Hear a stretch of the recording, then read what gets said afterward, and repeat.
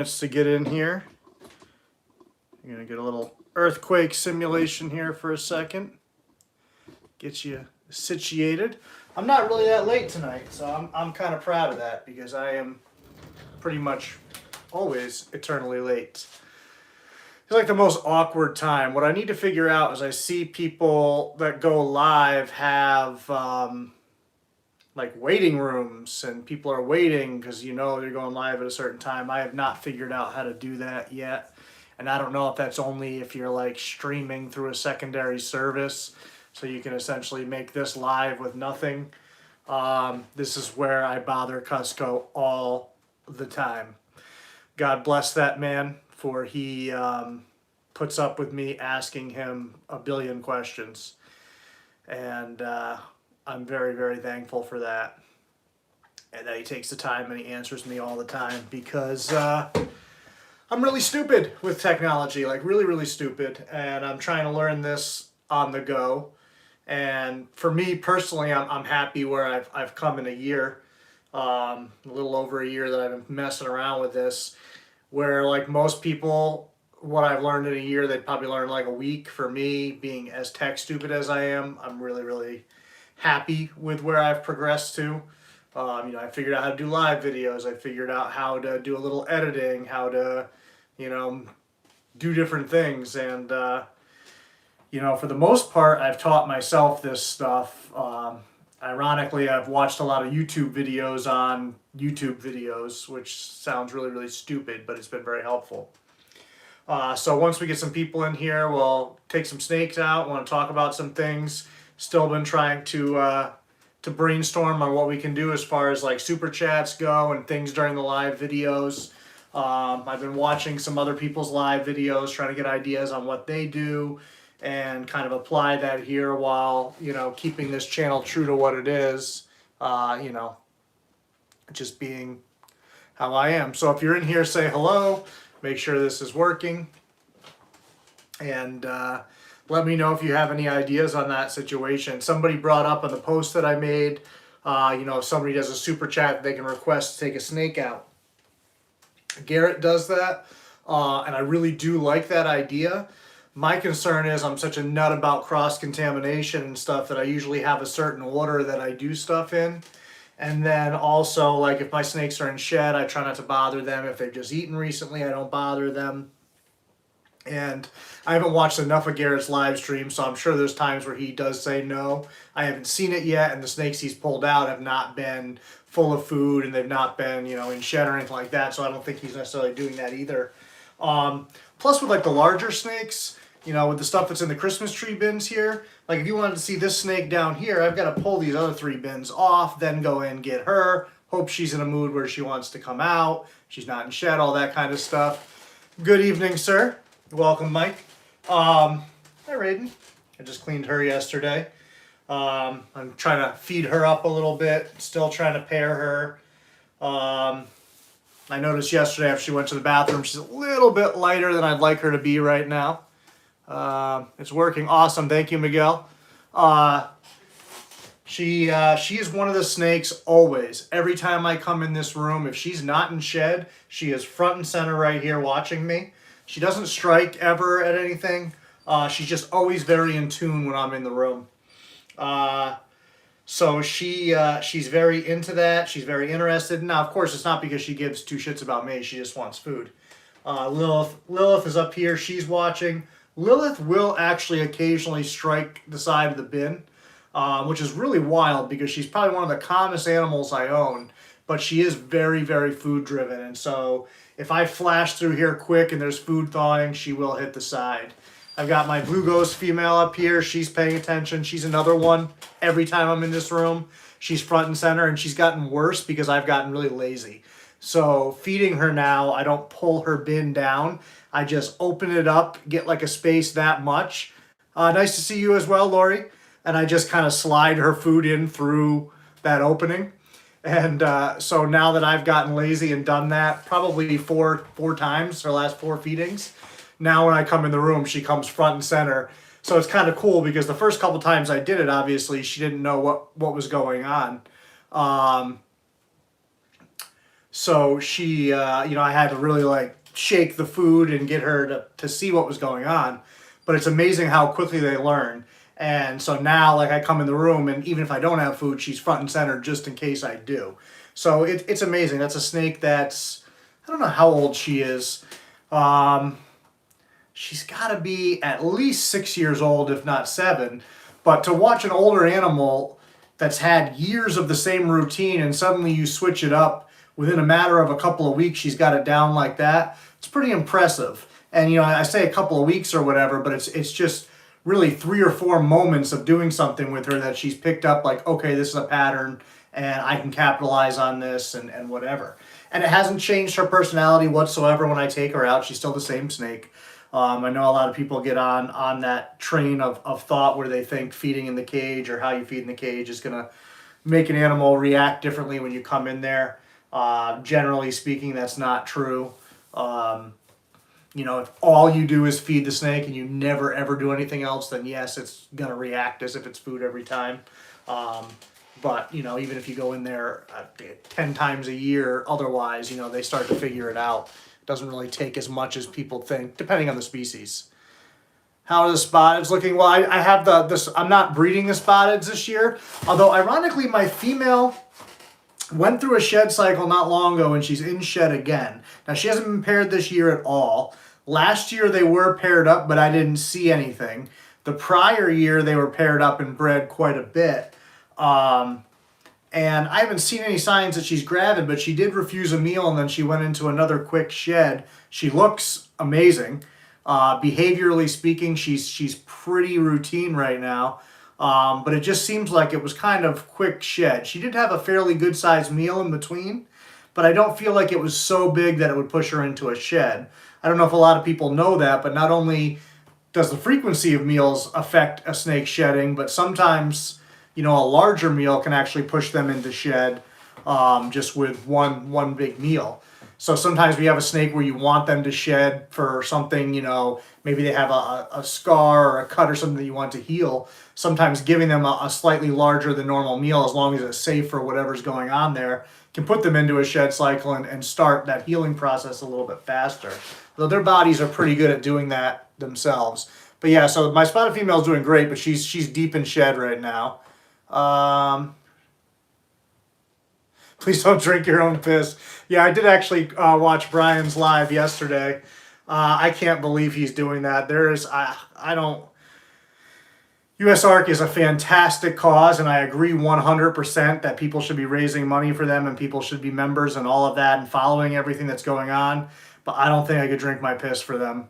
I love them. Sorry, Phil. I don't think I could do it. I'm not one of those people. I just don't think that's going to happen. See the blue ghost? I'm working on breeding her right now, so I'm not really trying to pull her out. I could pull out the male if you want. He's over on the other side. Let me pull out some smaller stuff first, and I'll pull him out a little bit later, just because I wanna keep in my order of operations. But yeah, let me see. And I think I missed something Mike said here, so give me a second just to go back. Rescue previous owners were afraid of him and the only human action. Yeah, honestly, it's so quick, and I'm actually really excited. The rat snake is doing fantastic, Lori. The only weird thing and the surprising thing to me, like, rat snakes are usually very ravenous feeders, and she's eaten great for me, but like clockwork, every other feeding she doesn't want anything. So she'll eat, she won't, she'll eat, she won't, she'll eat, she won't. So maybe I'm offering her more food than she really wants. You know, being a growing colubrid, I was trying to feed her every like 7 to 10 days and not put her on like a blood python schedule, but maybe that's where she wants to be. You know, she's consistently eating every other offering, so if that's what she wants, that's fine with me. I'm not concerned. It's just weird. I'm so used to them like hammering on food. So one bit of news today. Make sure I grab the right animal here. Yeah. So I have an ad up on Morph Market, which I barely ever list anything on Morph Market, and this isn't actually the snake that's on the ad. Just see, he looks a little crabby. Hi, bud. So I have this guy's brother up on Morph Market, And this guy was also available, but I didn't list him. I just put one ad up just to kind of see what happened. You guys have seen this guy probably on the Available Borneos video and some other places. Hey, Ryan. Ryan has a sibling to this guy. So anyhow, a person messaged me and asked if I was interested in any trades, which I wasn't. And now I'm trading. So anyhow, they had said they had seen a video on the channel and that they knew I was really into African rock pythons. And they have a 2019 female who is beautiful. Apparently has a little bit of an attitude, not a problem for me. I'm very, very confident in my ability to work with rock pythons and to kind of break that, you know, in time. Everybody wants to break everything quickly. I find with them it's better to, hi, what are you doing? Yeah, I didn't think you really wanted to be there. But yeah, I find slow and steady really wins the day with them. I find that they're really, really visual learners. And so, where are you going? I like to give them the opportunity to observe me for a while before I even start really interacting with them. So my go-to with rock pythons is to start them off somewhere. I often do it in my kitchen, somewhere I'm going to be in that room, in and out of that room several times a day. And I might even be in there for an hour or two at a clip, but not somewhere where I'm constantly, you know, in their space and whatever, so that they have the opportunity. And what I do is I will put something in front of the tub they're in or whatever they're in, to where half of it they can't see what's going on and half of it they can. So they get the choice to observe. And I find 95% of the time if I'm in there, they're on that side where they can see me. But I do give them that opportunity to just get out of there if they want to and kind of, because they're so visual, not have to see me and have that option where they can kind of just shut down and not have to think about that stressor that is me. I'll get to that thing about stubborn eaters in a little bit here. Let me just finish up this story here. So anyways, I like to do that. And then once I feel that they're settled into their cage really well, that's when I start scent training them. So that's when I'm going to wear an old piece of clothing around the house for a couple of days, sweat in it, really, really get it smelling like me. And then I'm going to put that as substrate into the animal's enclosure. And so what happens is now I'm leaving that animal alone. I'm not having any negative interactions with that snake during that time. But what happens is now my scent becomes a part of where that animal feels comfortable. So that when I do go in the cage, now he's gotten used to observing me. He's gotten used to observing, well, it's a female in this case. She's gotten used to observing my movements, my mannerisms. She's gotten used to the sound of my voice, the vibration of my voice from me being in there, doing things around the house. And now my scent. So when I go in to finally pick this animal up, most of the things that cause that situation, red flags, don't exist anymore. There's no sight issues, there's no vibration issues, there's no smell issues. So it's just literally the physical touch at that point. And so then you just move at the animal's pace, confident but not threatening. A lot of times I'll even let the animals come out of the enclosure first and then I'll pick them up. Because once they've transitioned themselves and they're outside of their comfort zone a little bit, and they're open to doing that on their own, it's a lot easier to work with them because they're already expecting some things to be a little bit different because they know they're transitioning somewhere different. So it's not you coming in on them and taking them out and creating a stressful situation. Even with Hera now, I've had her for 10 years. I still don't reach into her cage with her unless I absolutely have to. You know, on occasion she has to be clean and she's in shed, so she doesn't know what's going on, so I'll have to take her out. But you're talking about maybe twice a year as opposed to every single time. So I open her cage when I know I'm going to clean her. I'll give myself, make sure I have enough time. I open her cage, give her a few minutes to come out on her own.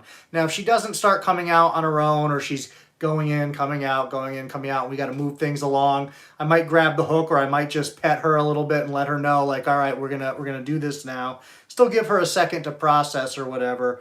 But I try my best to let our system go. So the reason I have this snake out is he's actually interested in trading female rock python for him. So that's what I'm going to do. I'm going to have him ship me the rock python, weather permitting.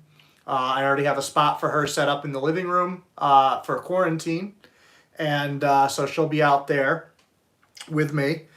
Same size enclosure that she's in now, so that transition will be nice and smooth. And then as long as everything's good with her, we'll ship this guy out to him. And this guy's doing really, really great because he's not really into handling much, but he's handling it really well. His tongue flicks are good, long, and steady. A little bit of an indication that he's at least apprehensive into the whole thing, but he's not nervous. He's just more, this is not a situation he's used to, and so he's processing. Right now he looks a little bit more frustrated. We'll see if he breaks out of that in a second.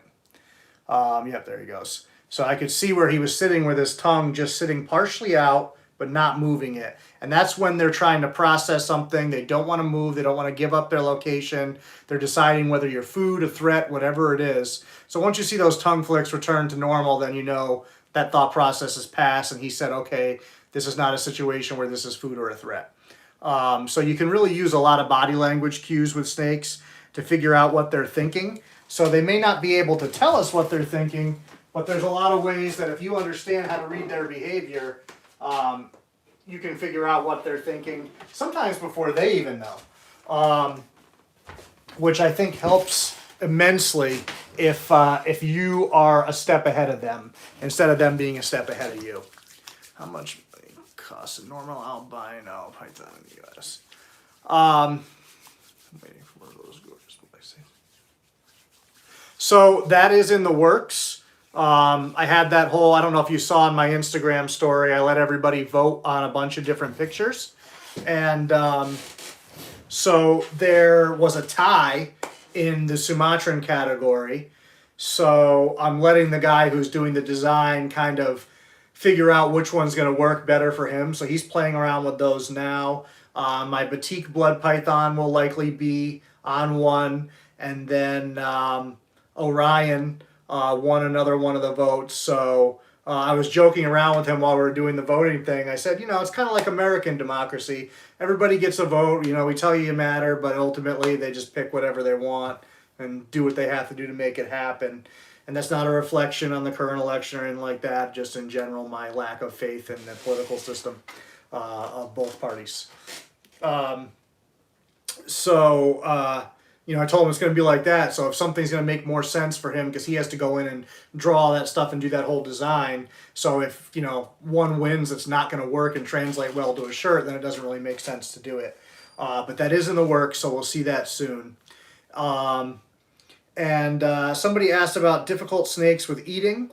That would really vary by the species and by the individual animal. Anytime an animal's doing something that's unexpected or outside of a normal behavior pattern, I start looking at what is potentially causing that issue. So with snakes, the most vulnerable time for them is while they're eating and just after a meal when they're digesting. That's when they're the most vulnerable to predators, anything, because they typically have to stay in one place and conserve their energy and put it into digesting food. They may have to go out and bask, depending on the species, to help with that digestion, which also opens them up to predators, puts them out in the open. So every species is vulnerable at that point in time. And obviously eating, their mouth has food in it. If something comes along and they need to strike to defend themselves, they're unable to do that. Some of them can regurgitate that meal or get it out of there, but a lot of times if it's right in that position, it's very hard for them to get off of it quickly. Their teeth are recurved. They're not designed for stuff to come back out. It's designed to go down and to aid in that process. So if your snake is not eating, the first thing that I would look for is security. Is that snake not feeling secure enough to feed? Also, obviously, husbandry. You always want to check husbandry. Make sure your temperatures aren't too high or too low. Too low of a temperature, they may not be able to digest and process their food, and their system tells them don't eat right now because you're not going to be able to digest it anyway. Too hot, a lot of them it puts them off, especially bloods and short tails. They are really, really cantankerous if it's too hot, and so they don't even want to think about food. They just want to kill everything. And that point can be, if that snake's comfortable at 82, 83 and a half can set them off. Most bloods and short tails are still comfortable at that temperature. It's just an example. A lot of them, it seems 84, 85. Once you get north of there, they'll start getting temperamental. Now, they might go on and sit on their 86 or 87 basking spot after a meal or in a shed cycle or gravid. But if they can't get away from that temperature, it typically makes them very irritable. Or if you put them in a situation where maybe they only have a hide on the heat, and so their option is security and be uncomfortable, or put themselves out, you're just putting them into a stressful situation where it's just a real clusterfuck for them. And so that's why if you're doing hides or you're having your setup where they can hide, it's good to have them in multiple places and multiple conditions so that they don't have to choose only security or only comfort, that they have the ability to choose both, or at least something that's a compromise. Obviously you can't have a hide every 6 inches and every little microclimate and all that, but you want to give them something where they have a little bit of choice on regulating their bodies. So that's where I would start with a picky feeder. Then you can do little tricks. Like some blood pythons, for instance, are very, very shy eaters, and so they don't want to be watched. They don't want the lights on in the room. A lot of them want dead prey left in the cage at night, quiet, you leave, the lights out, and they'll eat it at their own leisure. They don't want to take it off of the tongs. Sometimes it can be the prey items you're offering. A mistake I see a lot of people make is offering food items that are too small. At least with bloods and short tails, if the food item's too small, sometimes they won't even bother, especially with new babies. Sometimes the prey items they want, you'd almost think are almost too big for them. They're not, but they're on that edge where you're like, it's really a big meal. Sometimes that's what they're after, because you have to remember, especially with hatchling snakes, it's not like something sitting there ready with day-old pinkies or whatever it is. Like, they're going to have to eat what's available. And so they're not always going to be able to find the perfect size meal. So when they're babies, sometimes, they have to start on stuff that's a little bit larger than's ideal. So sometimes that can trigger your food response. Obviously, you need to manage that carefully because too big can be dangerous. The Christmas tree tubs, no. This room is all ambient. There is some heat on the lower levels of the ARS rack, and that's not even really needed. What happened is I had a smaller gravid female in there like 2 years ago, and I just never took the heat off of it. So I have like the bottom 3 layers. Well, actually, the bottom layer is not heated because there's no snakes down there. There's one tub, but I just use it when I'm cleaning to put snakes into. So the next 3 layers up have heat, and it's not significant. The room in here stays anywhere from 78 to like 83, depending on the time of day, time of year. And the hot spot on that's like 84 and a half, 85. And most of them barely use it. But it's just there, and it's not going to bother them, so I never bothered to turn it off. The thermostat is underneath the rack, but it's a herpstat. I can see it. Those 2 racks there, the hatchling racks, have back heat, but it's not on right now. Especially this time of year, the heat runs more and the heat comes this direction. So those tubs automatically get a lot warmer. It's going well. How are you? So I'll come in and temp gun those constantly and make sure things are good. I can just tell when I come in the room if they're too warm, though, by the baby's activity level. If they're moving around more than usual, it's probably getting a little warm in there. Yeah, I think in general with heat tape or any heating source, if it has a little bit of room to breathe, that's good. I don't think it would be ideal to be wedged between those 2 things. Speaking of, there's Lilith. I said she will hit the side sometimes. Flashed my hand, and she did. Raiden's still sitting here. Raiden won't. But anyhow, yeah, I don't think it would be a good idea to put the heat like that. With it thermostated properly and all that, it's probably safe, but I just feel like, I don't know. It just doesn't feel right to me to do it that way. I never have. When my females are gravid, I'll put the bins on the rack here, and then I will put a heat pad underneath them. And I actually use a different kind of heat pad with them. I don't use heat tape just because I don't have it wired for these. And I do 2 thermostats on that. It has a built-in one, but I don't rely on that. So I set it by the built-in one, and then I hook it up to another thermostat as well, so that if the built-in one fails, that thermostat controls and shuts it off. So I always like to have that fail-safe. Oops. Tried to see that comment. It went away too quick. I would have thought it was too big for my baby son. Yeah, a lot of baby bloods and short tails can be that way. And I tell people too, if you're having a new hatchling and it's not taking to feeding, a lot of times that's a trick that works. And first of all, mice with babies, just the activity of a hopper mouse versus a rat fuzzy, how it moves around, something to do with that smell. Some of them it's texture. Seems to elicit more of a response when you're trying to get first meals in. Once you're past the first couple of meals, then you can start playing around with a lot more stuff. Let's see what we got.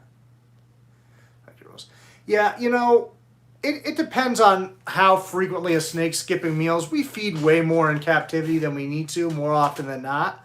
So sometimes it's just the snake system, like, you know, it needs a break. And, you know, we get so hung up on trying to feed on the schedule. Like, I'm going to feed every Sunday. And, like, I just had a bit of an argument with somebody in the blood python group today because he's telling people, oh, I feed my blood pythons every week. And he's got a 2.5-year-old blood python that's enormous. Like, well, obviously because you're feeding it too much. And he tried to say he's got like a 22-year-old blood that he's fed weekly its whole life. And I'm like, yeah, okay. I'll believe that when I see it. And he showed a picture of it, and it definitely has not been eating every week its whole life. But people don't want to understand. In his case, he's like, well, I've been doing it that way for 25 years. It's like, cool, but like science has changed, and we've learned a lot more, and we understand the changes their body goes through, the stress it puts on their organs when they eat, and how long it takes for that to go back down. You know, the example that we have right now through science is Burmese pythons, but we know it takes about 14 days start to finish for their body to reset back to where it began. So if you're feeding every single week, they're never ever getting out of that state of overdrive. And how could that possibly be good? You know, your organs only have so much mileage on them before they fail. And, you know, that's predetermined by your genetics and by so many things that you do, your diet, all these things. So the more stress you put on that that's needless, the more mileage you put on it, the closer to that ticking clock you are. Not to mention fatty liver disease is super common in snakes, especially boas. It's seen a lot. These snakes with slower metabolisms. Now, if a Burmese python's taking 2 weeks to reset, imagine what a blood python might take. It could be 3 weeks. That's very conceivable. Burms don't have a super fast metabolism, but it's definitely faster than these. So, you know, I really, really wonder what some of these people are doing. Yeah, I don't know. I mean, feeding snakes is probably my least favorite part of keeping snakes, to be honest. I dread it. I hate it. I would rather do anything than feed my snakes. I do kind of enjoy feeding trials with the babies just because it's exciting when they take their first meal, just because it's like the culmination of a year, 2 year, 5 year, 7 year, whatever project, and finally that baby's now thriving and feeding and whatever it is. So that part's exciting, but like waiting for them to eat and thawing food and dodging strikes from snakes that are impatient, like that's not fun to me. Feeding is definitely a chore and my least favorite chore. I have more fun cleaning my snakes than I do feeding my snakes. I know that a lot of new keepers get enamored with it. I also don't feed live, so I never have enjoyed feeding live. Obviously with the babies when they first start, a lot of times I'll start them on live for a couple of meals. I have one stubborn piece of shit this year that doesn't want to go to frozen thawed so far. But that's few and far between, and eventually they all switch. It's just a matter of finding that snake's trigger and, you know, consistency. And I haven't been consistent, so that is most likely why that animal is failing, is I'm failing, not the animal. I saw some comments fly by here. But yeah, people just feed too much in general. At what age should you start feeding less than every week? I honestly don't even really feed my hatchlings routinely every week. Even right out of the egg, I don't. You know, maybe for the first couple of meals, just because I'm trying to get them established and get them to a point where I feel comfortable, like, you know, letting people know this is going to be available soon or whatever. I always like them to have a meal, digest it, make sure everything's working right before I even think about talking about them being for sale. You know, I might mention, oh, these are going to be for sale when they're ready or something, but as far as actually saying, hey, you know, you can start inquiring and putting your name on this animal. I like to make sure that they're feeding first and digesting. So I don't really ever start weekly. I'm pretty much like 8 to 10 days probably at hatch. And then there really is no perfect moment. There's no size. There's no this. You really have to learn to feed based on the animal and what the animal's body condition is telling you, its growth rate. Obviously, a younger animal, you have a little bit more wiggle room if you feed a little bit too much. I'm not suggesting that you do that by any means, but their metabolism is faster at a younger age, so you do have a little bit more room for error. Overfeeding an adult animal, very quickly they can become obese. It's really easy to put weight on an adult animal. It's not as easy to take it off. So I always feed on the side of light. I can always bump up food and get them there fairly quickly, safely if I need to for some reason. Now I don't suggest keeping your animals too thin, because God forbid there's a health problem, an issue, they go into a breeding cycle, they go off of food. You don't want them to be so skinny where all of a sudden in 2 months they perish. But you do want them to be on the leaner side of things for sure. So you want to look at their muscle development. You want to look at, with bloods and short tails, their spine definition. If you don't see any spine on a blood or short tail, it is fat. It is morbidly obese. Now, some blood pythons, you don't see as much definition as you do with the short tail species. I think part of that is their spine placement, and part of that I just think is the color pattern on blood seems to break up that line a little bit more visually. So sometimes, even though it's still there, you don't see it as prevalently for some reason with that red and yellow. It's just different. But you should always see some kind of definition there. And then, but you also don't want this much definition and they're clearly skinny or sunken in. You want them to be, they're a robust animal. They should feel big. They should look big, but not obese. They truly are big boned. So, people like to say that, which is just a cop out, but with these animals, that truly is the case. I feel bad. We got to take something out while we're chatting here. What's up, buddy? You were in a mood yesterday. How are we doing today? Today we're fine. Yesterday it was a little warm in here, so he was in a little bit of a mood. Like I said, I know when this room's too warm because everybody's crabby. This guy is a white ghost produced by Ryan Rumbley. Pretty laid back fella here. Right now I have water pythons breeding. I have olive pythons breeding. They haven't produced anything yet. My olive female is looking somewhat promising. I've got to go in and take a look at her again, but she was looking pretty thick yesterday. The water pythons have been breeding really great. I've just left them paired up. They've been paired up for probably a month now. And I just go in there and check on them and do what I need to do maintenance-wise. One of them, the female, just shed a couple days ago, but I didn't even pull the male out for that. Thank you very much. I appreciate that. What else did I miss here? Yeah, people are just stuck. How much will a blue ghost cost in general? For true blue ghosts, I think you should expect to pay. I would say you could start probably as low as about $600 maybe with a hatchling. For a really nice example, you're probably looking at about $900, $1,000 as a hatchling. There's just not a whole lot of people working with them and producing true blues. You'll see a lot of people say stuff is blue ghost, but it's not. True blues will have that blue head. And now obviously it can vary based on how fired up or fired down they are. But they'll have a true blue head. You see a lot of people that have adults that don't have blue heads. It's like, that's not really a true blue ghost.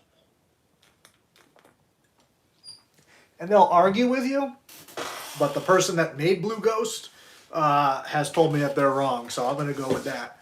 and say that he knows a little bit more about what he created than some random people on the internet. But you know how that goes.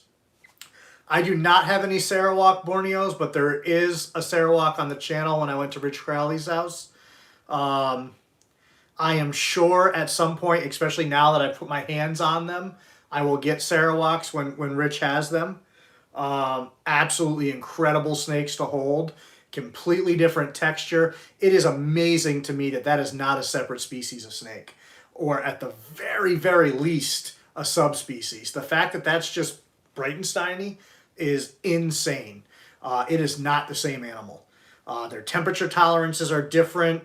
Their scales are different. Their body structure's different.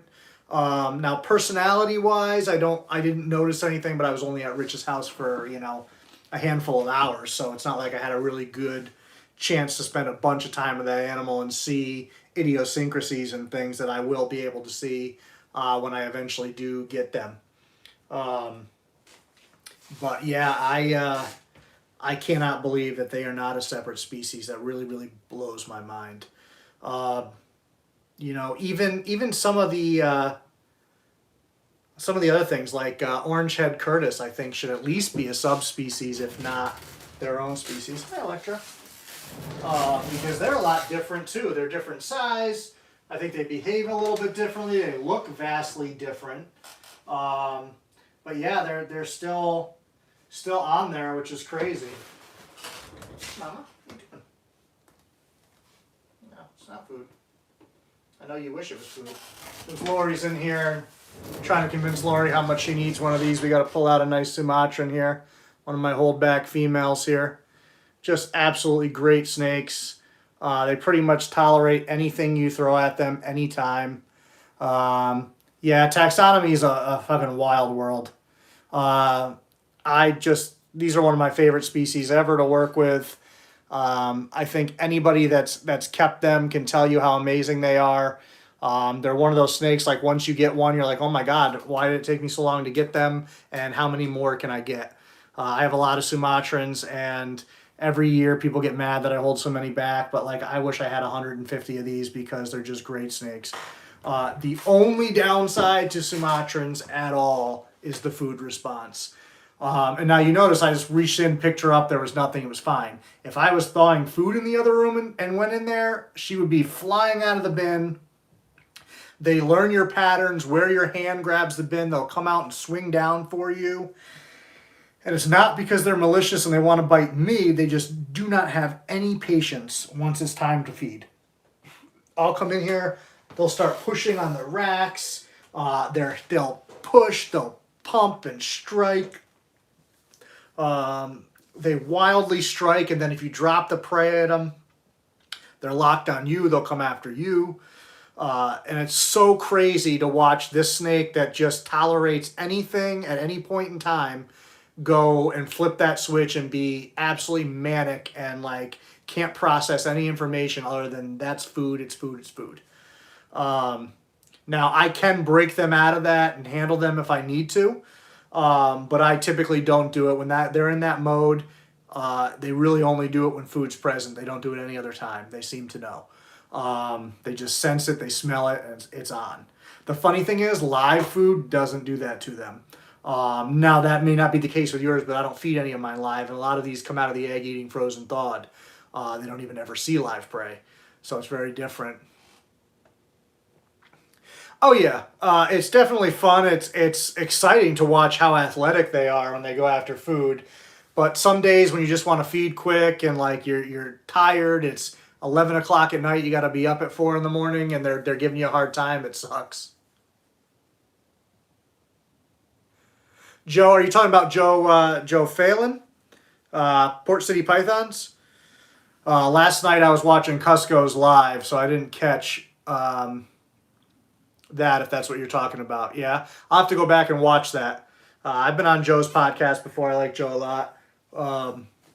So I do follow his stuff, but probably the most frustrating thing for me is like I want to support all these people, but like I have snakes to clean, I work full time, I work overtime a lot of times, I commute, You know, being the only person here, like I have to clean the house, I have to grocery shop, I have to do yard maintenance, do work on my car, whatever it is. So I don't get to watch or listen to as much stuff as I would like to. So like I feel guilty because a lot of people support me and I want to support all of them too. And you get to the point where you just can't do it all.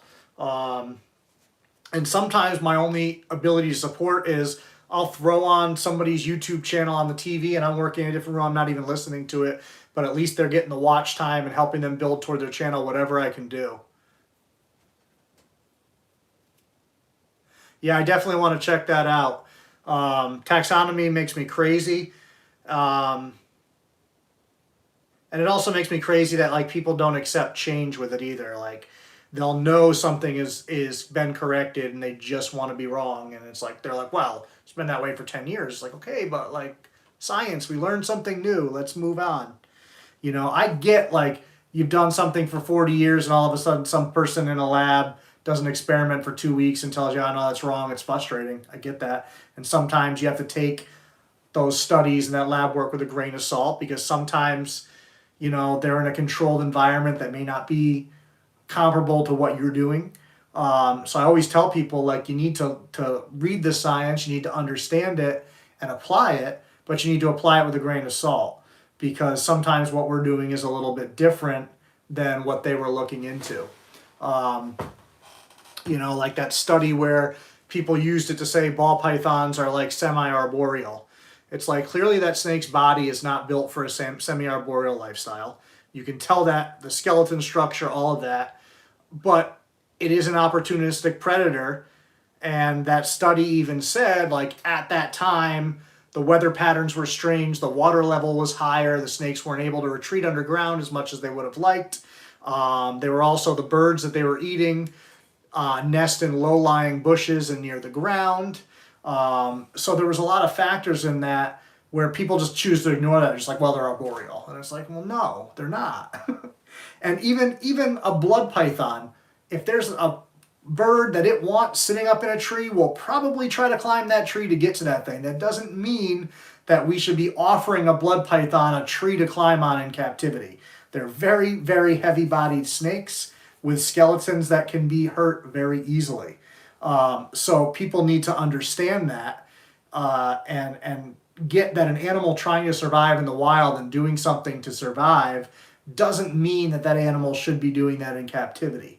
Now, if you have a carpet python, yes, that's a snake structure that's designed to climb. A lot of times when you hold these snakes, they don't really hold on to you. They just sit. You can tell they're not gripping you in the same way, like even a yellow anaconda, like that snake grips you and you can feel that power. You can tell that that snake could very easily climb if it needs to. Or a reticulated python or something like that. People will sit there and argue ball pythons are semi-arboreal and the same person will keep a retic in a cage that's a foot tall. It's like, yeah, but that is a snake that's semi-arboreal and you're denying it that. But then you're taking this one that's not and saying that it is. It's just very weird what people do with science and the way they manipulate it to kind of excuse sometimes behavior that's not ideal. Like my rat snake. That's a great snake for climbing. You know, she's sort of in a quarantine, so I have a, not barren, but more basic setup once I know everything's good, which it seems like it is at this point. I want to get in there and add a little bit more stuff for her to do because there's a snake that will. She's constantly cruising around, checking this out. She comes out to watch me. So I want to give snakes that enjoy doing that the opportunity to do so. You need to be able to repeat your results multiple times. Yeah, for sure. Can you answer our questions in complete sentences? I turn off chat so I can focus on you. I'm not sure I understand that. Oh, well, I see what you're saying. You're saying that you turn off the chat so you're not seeing what people are saying. So you want me to like repeat the question first kind of thing? Is that what you're asking me to do? What else am I missing? Sorry, I'm just scrolling through here. So it's not that I prefer egg-bearing snakes. Somebody asked if I prefer egg-bearing snakes to live-bearing. I just like pythons better than I like boas. I feel that the two are light years apart in body language, and I read python body language very well. I don't feel like I read boa body language as well. That could just be me, but I legit feel that boas don't give you as many warning signs as pythons do before they escalate to that level. So let's say like level 1 is your snake is totally relaxed, everything's all good, and level 5 is like you are going to die and I will die trying. I feel like pythons, you hit level 2, you hit level 3, you hit level 4, and then you're at level 5. I feel like boas are at level 1 and something sets them off and boom, level 5. Like mouth open, turned around, ready to just pummel you, and you're like, what happened? I've seen boas that were out for an hour sitting on someone's shoulder, then all of a sudden just turned and grabbed them. Like, my pythons have never done that. I've never been around a python that just all of a sudden did that out of nowhere. And I'm not saying that it can't happen, but like I'm always in tune. Even if I'm not looking at my snakes, I can feel the tension in their body or the relaxation in their body. I can feel how they're moving. Like I get a different sense from them than I do from boas. Now I have that one boa and she's fantastic. That snake has never looked at me wrong. Now she's got a hell of a food response, so if I reach in her cage and just touch her quick, she's flying at me. But if I do things appropriately, give her a tap with the hook, or reach in a position where I can get my hands on her enough before she can turn around and swing, then we're good. You know, she's not a stupid animal by any means. But I've never seen her get annoyed. And I've never seen her bite. So she's been here for years, 5 years. I've never even seen her get irritable. So I don't know what sets her off or what to look for in her body language because I've never seen her get upset. You know, most of these short tails that I've raised from babies, I've seen them get upset. At some point in time as a baby, we do something where it's new and it freaks them out, and you can just see them go from I'm comfortable to let me stop and process to okay, this isn't okay, and I'm going to huff or I'm going to get into this position and let you know that I'm uncomfortable. And then if I remove whatever it is that's upsetting them or back it down, we can get back to where we started, or I may have to put them away at that point and let them decompress. But I can work with that and keep them from getting to that level. Now, those of you that are members might remember my T-positive ivory almost bit me in the face while we were doing a live video. Now, in that video, I was holding the snake down here and I'm talking. Now, out of my peripheral, I could see he froze and he was tracking my face, and I knew that he was upset. So I stopped and acknowledged that in the video, but the mistake that I made is I leaned forward when I did it. And so he's in a position where he's deciding, am I a threat or not a threat? And my movement towards him said, okay, this is a threat. And I got into that zone where I was too close and made him uncomfortable, and he struck. And fortunately, I went about like that, and he literally got my beard hair. He didn't get me. And then, you know, I was able to put him back and everything was fine. But I could see 3 or 4 signs before he struck that he was uncomfortable. And then I just made a mistake in my body language to him and said, hey, I'm a threat. And he struck. So that was a negative situation that you really don't want to happen. So that was my mistake. I pushed too far. Not purposefully, but just as I was talking to him, I leaned in closer, just as we often do with things we care about.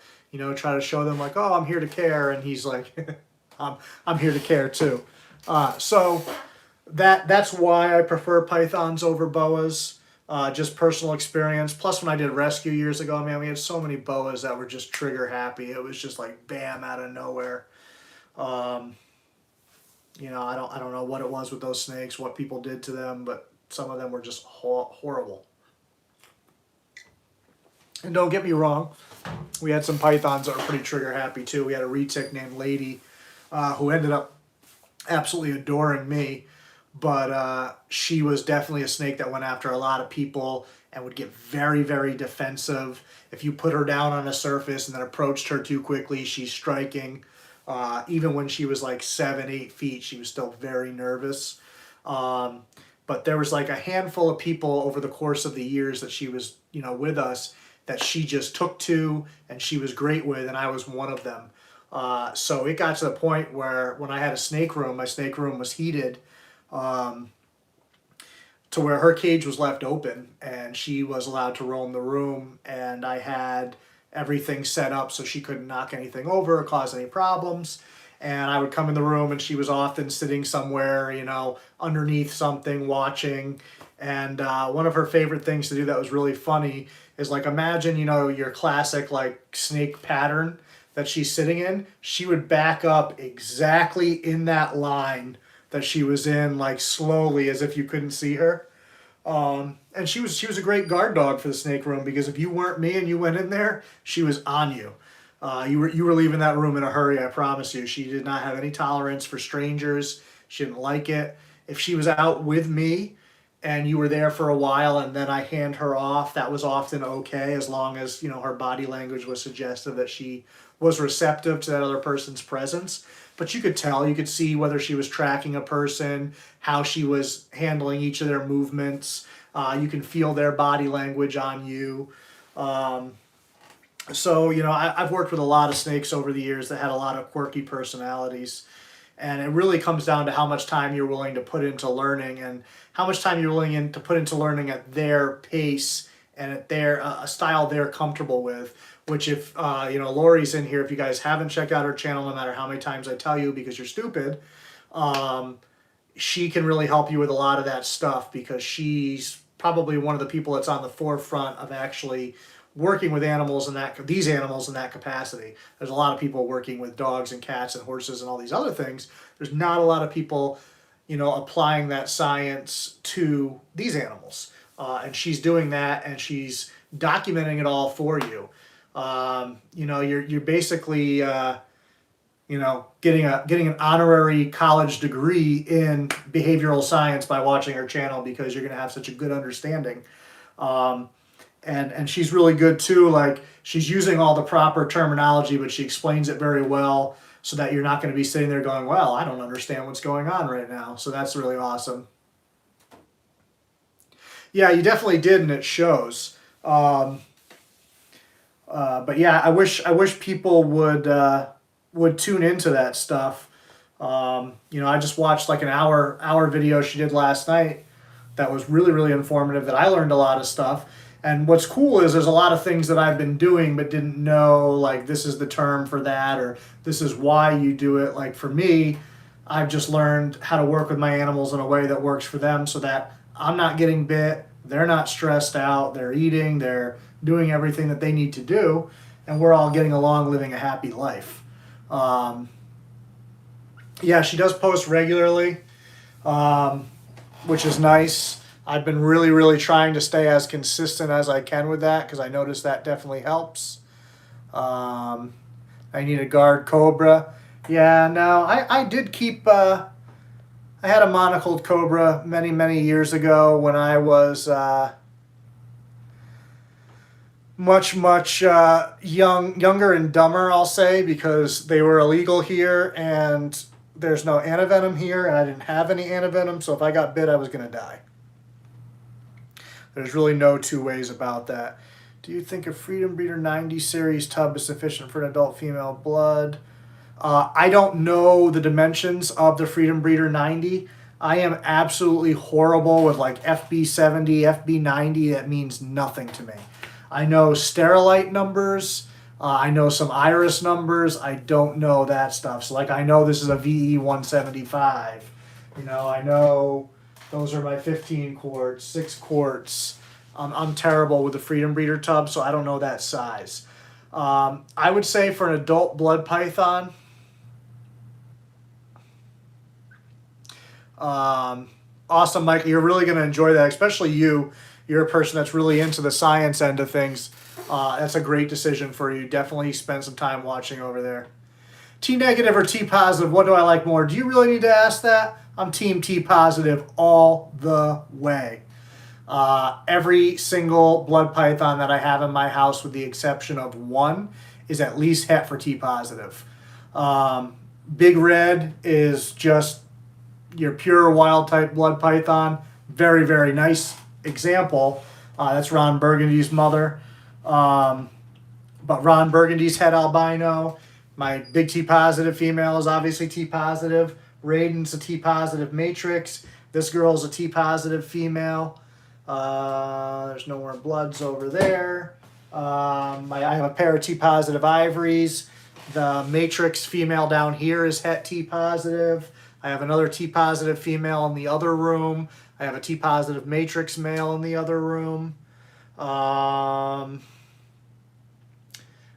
T positive batik. All kinds of stuff. But yeah, T positive definitely. T negative, I just don't like the heads. I don't like how they look. If we just looked at the body of those snakes, some of the red and white contrasts are really nice. Elijah over at Juggernaut Reptiles has 2 T negatives that I really like.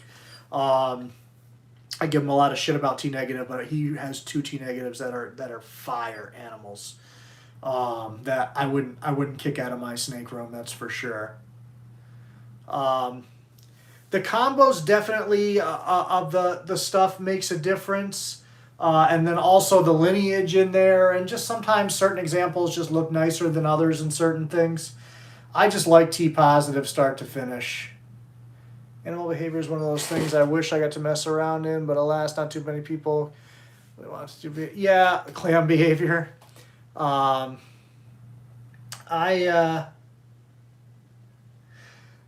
missed a question earlier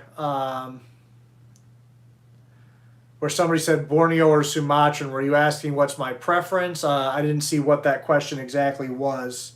I think it was mutation something that asked, if I'm not mistaken. Obviously, I have a bunch of both. I like both. I like them both for different reasons. But I just want you to clarify the question so I make sure I answer it correctly.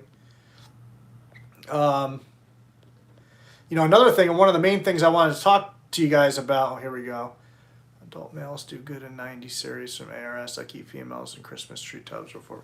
Yeah, I definitely also, I feel like 8 square feet is a good basis for what you'd want to keep a adult blood python in. And you can adjust from there. Some of these guys are really confident and would do great in a really large enclosure. Not all of them are that way. I have snakes like Electra here that I don't think she would do good in anything bigger than what she's in. She's a nervous animal by nature. She's good with me. If I have strangers over, I don't even take her out of her cage because she gets very, very nervous and upset. I can take her outside and she's great with me outside, whatever. But strangers, she just doesn't do. She kind of just shuts down. She doesn't want to be around that. And so I don't do that to her. But then I have snakes like, Sambuca that I could probably put in a 10 by 10 room and she would just be like, hey, this is awesome. So every snake has a different personality. So you do kind of have to look at your individual snake, and you'll see these people that'll say, well, oh, you have to do this or you have to do that. Like, what you really have to do is learn your animal and learn what makes them comfortable, not what makes you comfortable. And that's why it drives me nuts when people are like, well, it's my snake and I want to see it, so I'm putting it on display. Well, that animal might not do well on display. I always say, if you want a display snake, there's a bunch of species that display really nicely. They don't care if they see you. They're out basking all the time. They're out doing this. They don't care what's going on around them. Get one of those species. People make the mistake. Instead of researching and finding the species that fits what they want, they try to take what they like and make it fit their mold. And that doesn't really work. You're in for a long, disappointing battle, I think, at that point.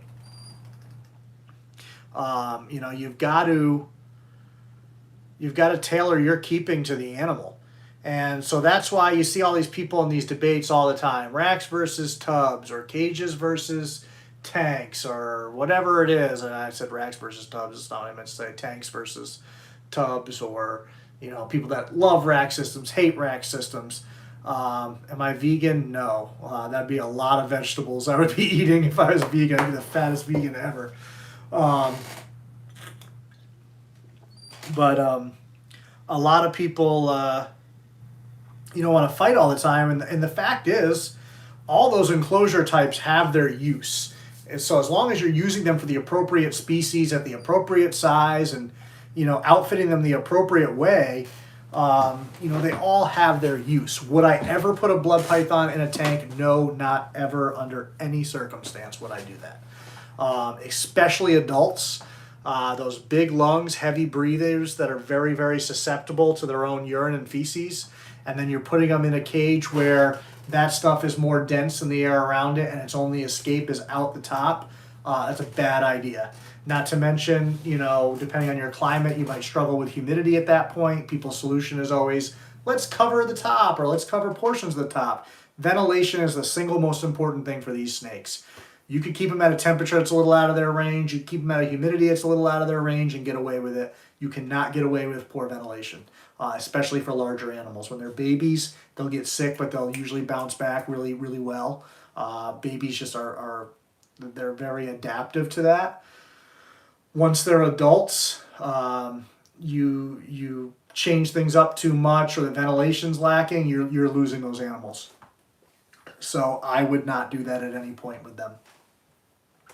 Can you put bloods in a cage? Yes. Their personalities tend to be different. They tend to be a little bit more apprehensive, a little more defensive, a little more on edge. Not all of them are that way. Some of them do well in that environment.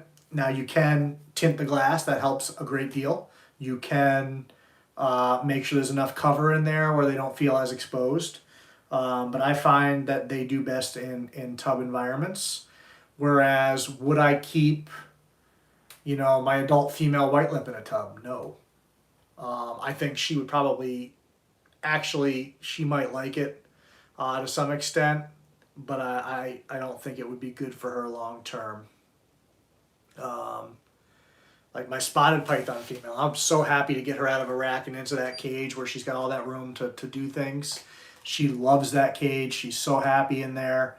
And it's gotten to the point where, like, a lot of times she doesn't even want to come out anymore because she likes her cage so much.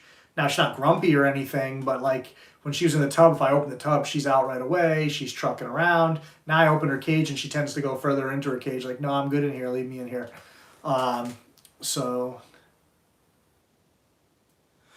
bloods in a tub is good. Bloods in a tank, not good.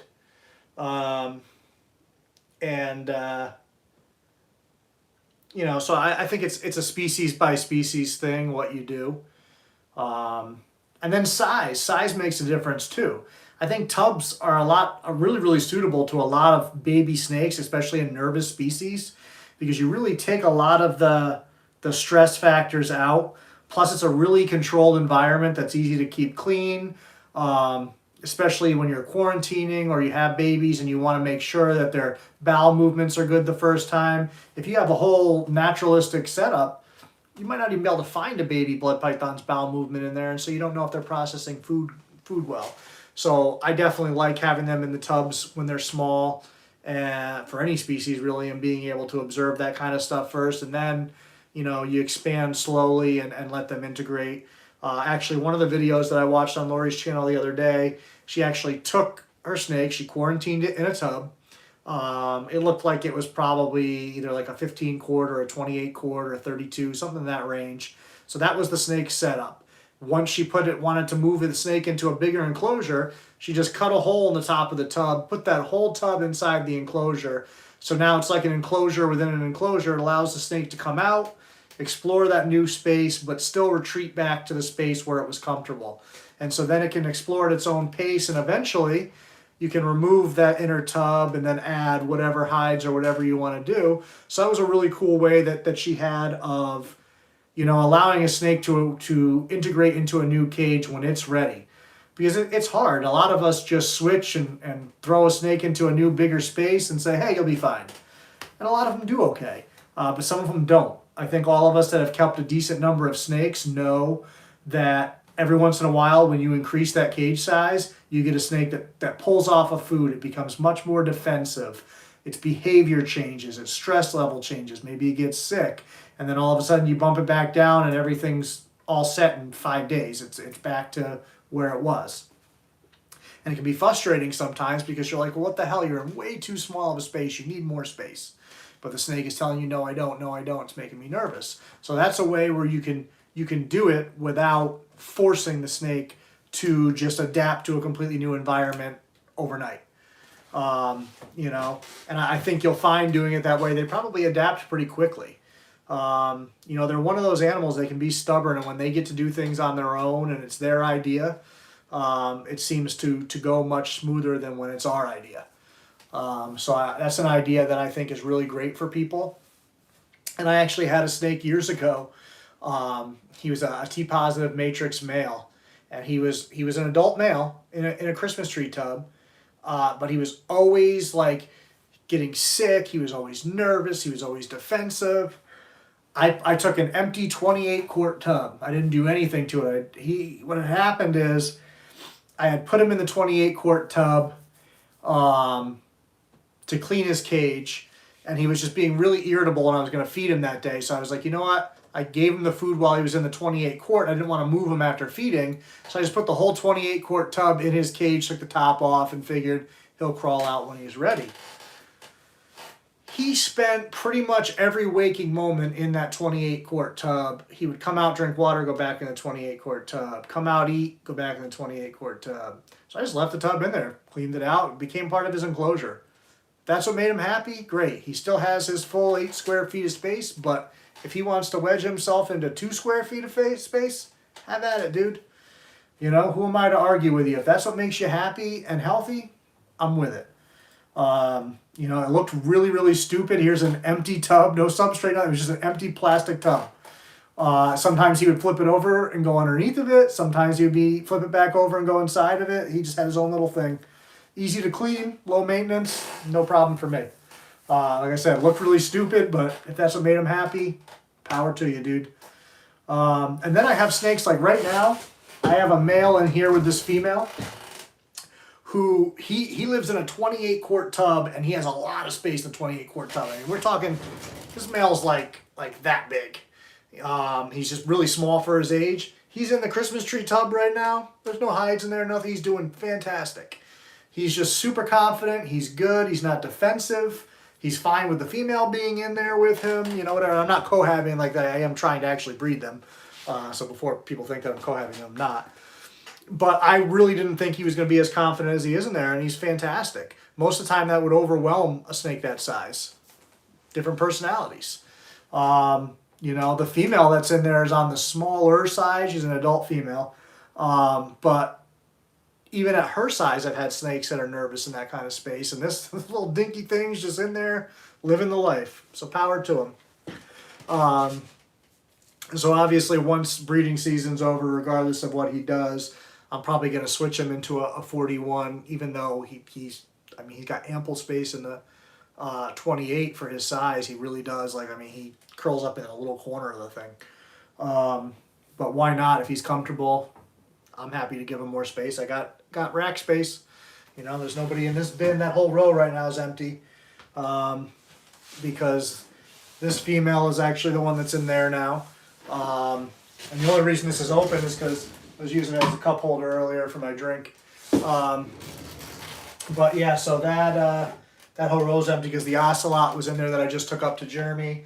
And then I always had the tub next to the ocelot open because he's such an asshole that I would just have a clean tub ready to go, quickly maneuver him into that tub, slam that thing shut, and then I could clean his cage at leisure, and I didn't have to go back in that second time. Because you can fool a snake once, but once they know what's going on, with these guys anyways, you're not fooling them again. So, you know, you get that one chance to move them. It made it work for him and I. Both of us saved a lot of aggravation and bloodshed. You're about to... No, I can't get my card to where... Oh, to do like a super chat or something? We need to discuss that. What are some ideas to encourage super chats and things like that on the channel? Because obviously that helps out the channel a great deal. But I'm a big person that I want people to get value for that. So I don't want it to be like, you know, give me money because I'm fat and I need to eat. I want it to be, you know, because you're getting information from the channel or because of something we do. Like I discussed earlier, Garrett pulls out those snakes, and I think that's a really cool idea, but I think I would be limited on what I would feel comfortable pulling out at a given moment, you know, depending on what. We still have to pull that blue ghost male out, so hopefully you're still here. I'll do that shortly. But I think maybe, like, is it something where I could make a list of like maybe 15 or 20 snakes that are available on a given day, and if somebody wants to super chat and have me take that snake out, then we'll grab that animal. I could put that like in the description of the video at the start. I could say like, hey, these snakes are available or something. And then that way, if you see somebody that you want, you know, I'll go through and check beforehand. And that way I know this snake's not in shed. I didn't just feed this one. You know, these ones aren't paired up. Because like when snakes are breeding, I don't mind taking the males out and stuff, but I try to leave the, I won't be dancing. I don't think this house is old. I don't think the floor is going to support me moving around like that.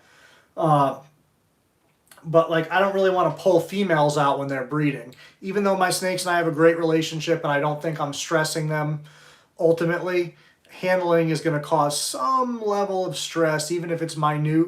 And if they're already under breeding stress, I don't want to. I'm not going to pull a Cusco. I won't be drinking any piss. So, you know, I had a problem one time. I tried to super chat on, I think it was actually on Joe's channel when Kyle was on there, because I wanted to talk shit to Kyle, and it wouldn't let me. I tried like 3 times, and then it let me a different time. That's insulation on the walls. Like I said, this is an old house built in 1942, and it was built by the homeowner. So I just put that insulation up. I don't know if didn't I tell you guys that story where somebody broke into my house? I came home from work, and like both my storm doors were open outside the house, which I don't ever leave them open. So that was the first thing that I was like, well, this is weird. And then my dog was locked in the living room, and she couldn't get out of the living room. The classy super chat. So what would be classy? What's considered classy? Like I said, I'm big on value. I want you guys to feel like you're not just throwing money out for nothing, that you're getting something out of it. You know, like maybe I put a bag over my head. That would probably be helpful.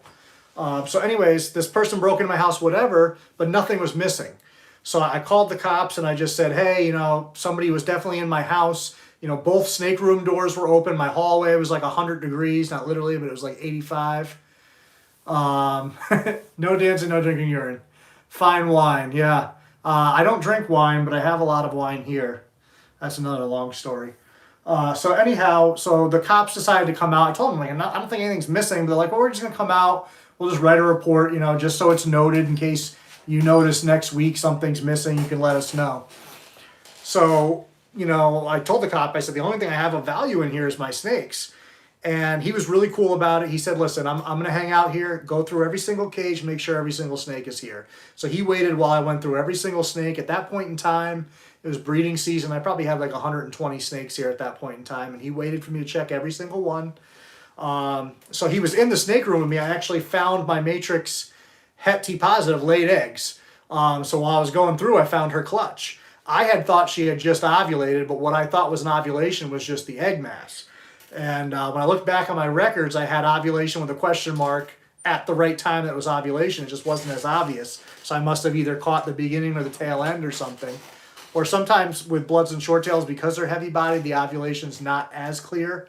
Sometimes it's the swallow, the football like you would expect, but sometimes it's a little more subtle. So anyhow, I don't know why that's in there. So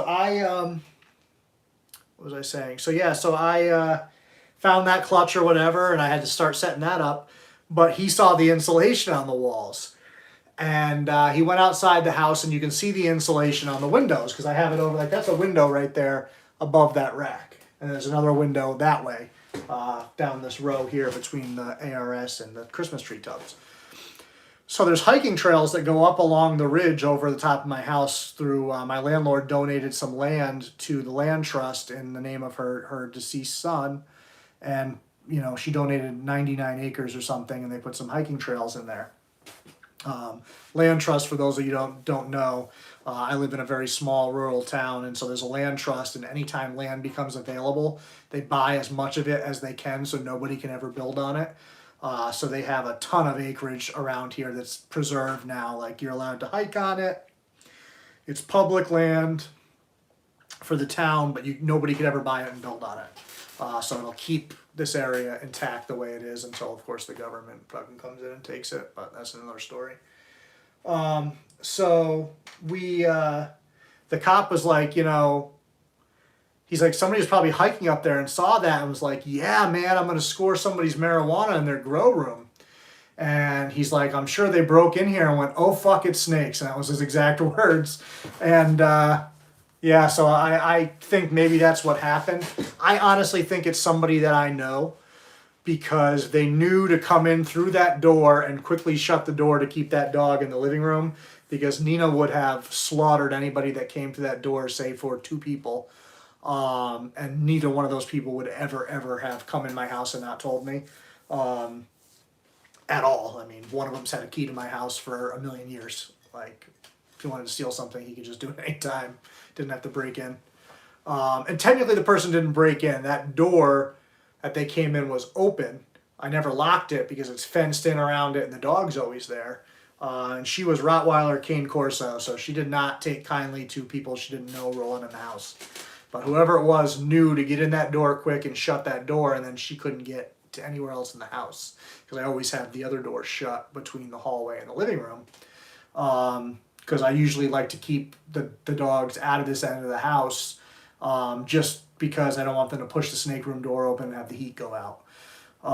So it's not like they can get into anything in here and cause any trouble. It's just I don't want them to let the heat out of the room, since the rooms are heated ambient. But yeah, so that's what happened with that. And but it was just funny to hear him go, oh, fuck, it's snakes. But he was really cool about it.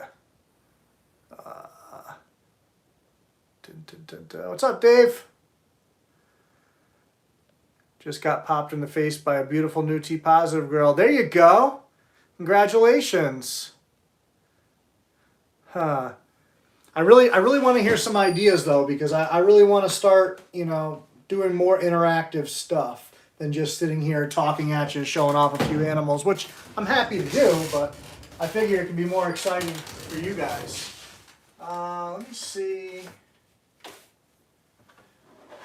I feel like I'm obligated to pull this guy out. I wonder if he's in shed, because he doesn't usually hide.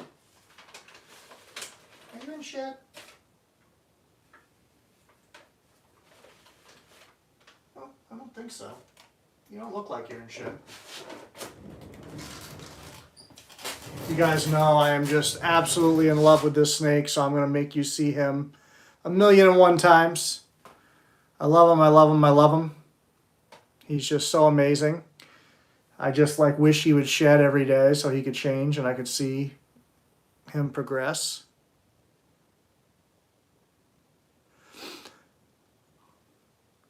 He's just so much fun, and he's such a cool personality. With that gray, that contrast, I just really love everything that's going on there. And I love this white.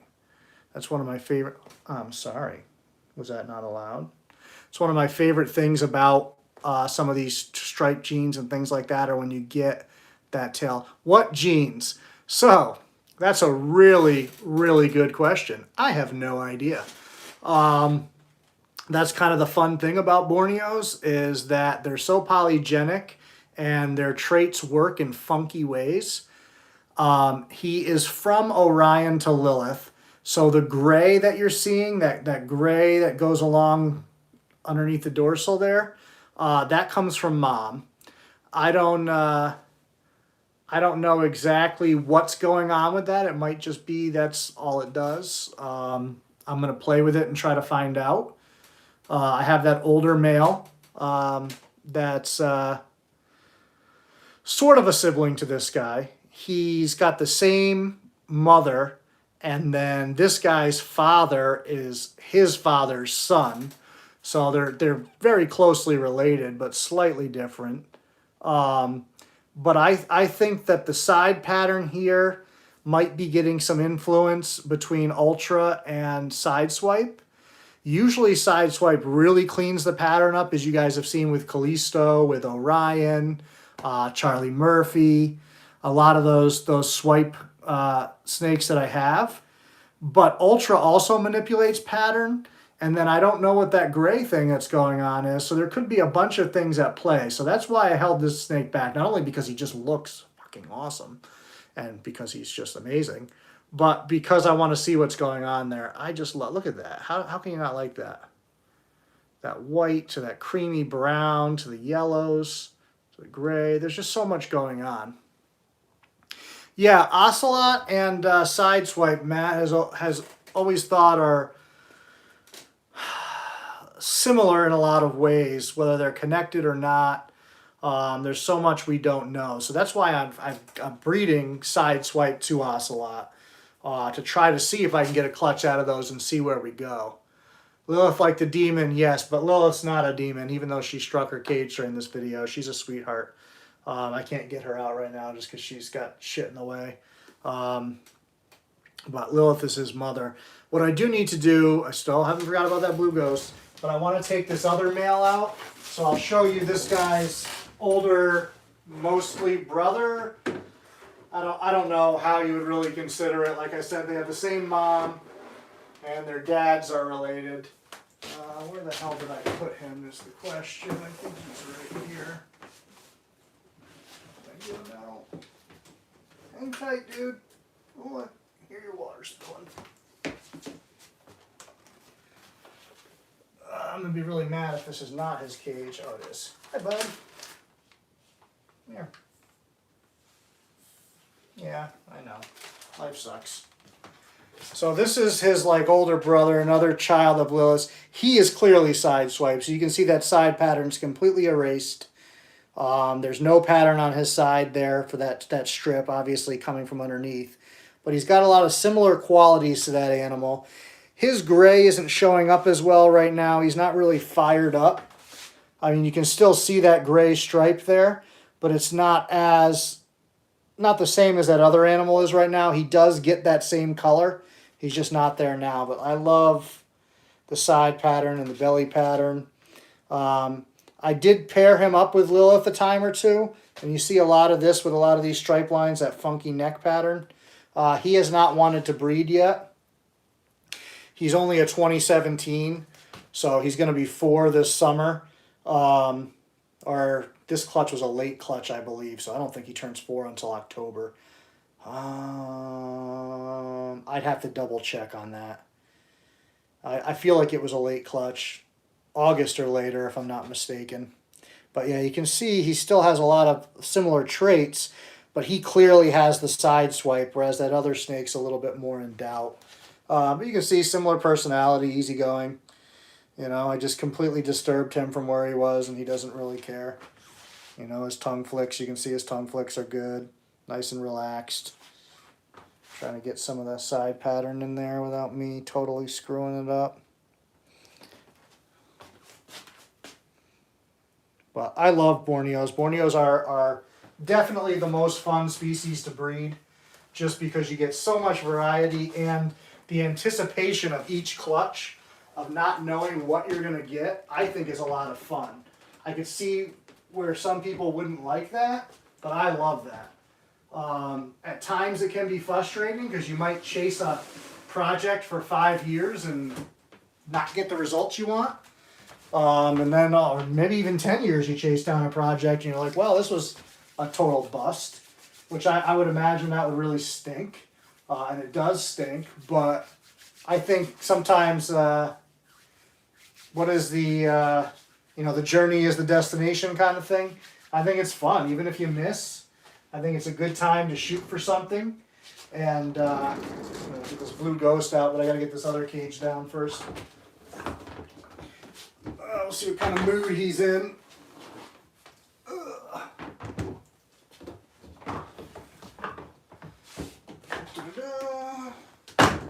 Sorry, bud. Some of these Christmas tree tubs. Oh, you made a huge mess. Awesome. He took a big old poo, he shed, the whole nine. So this is the blue ghost male. You guys have seen him before.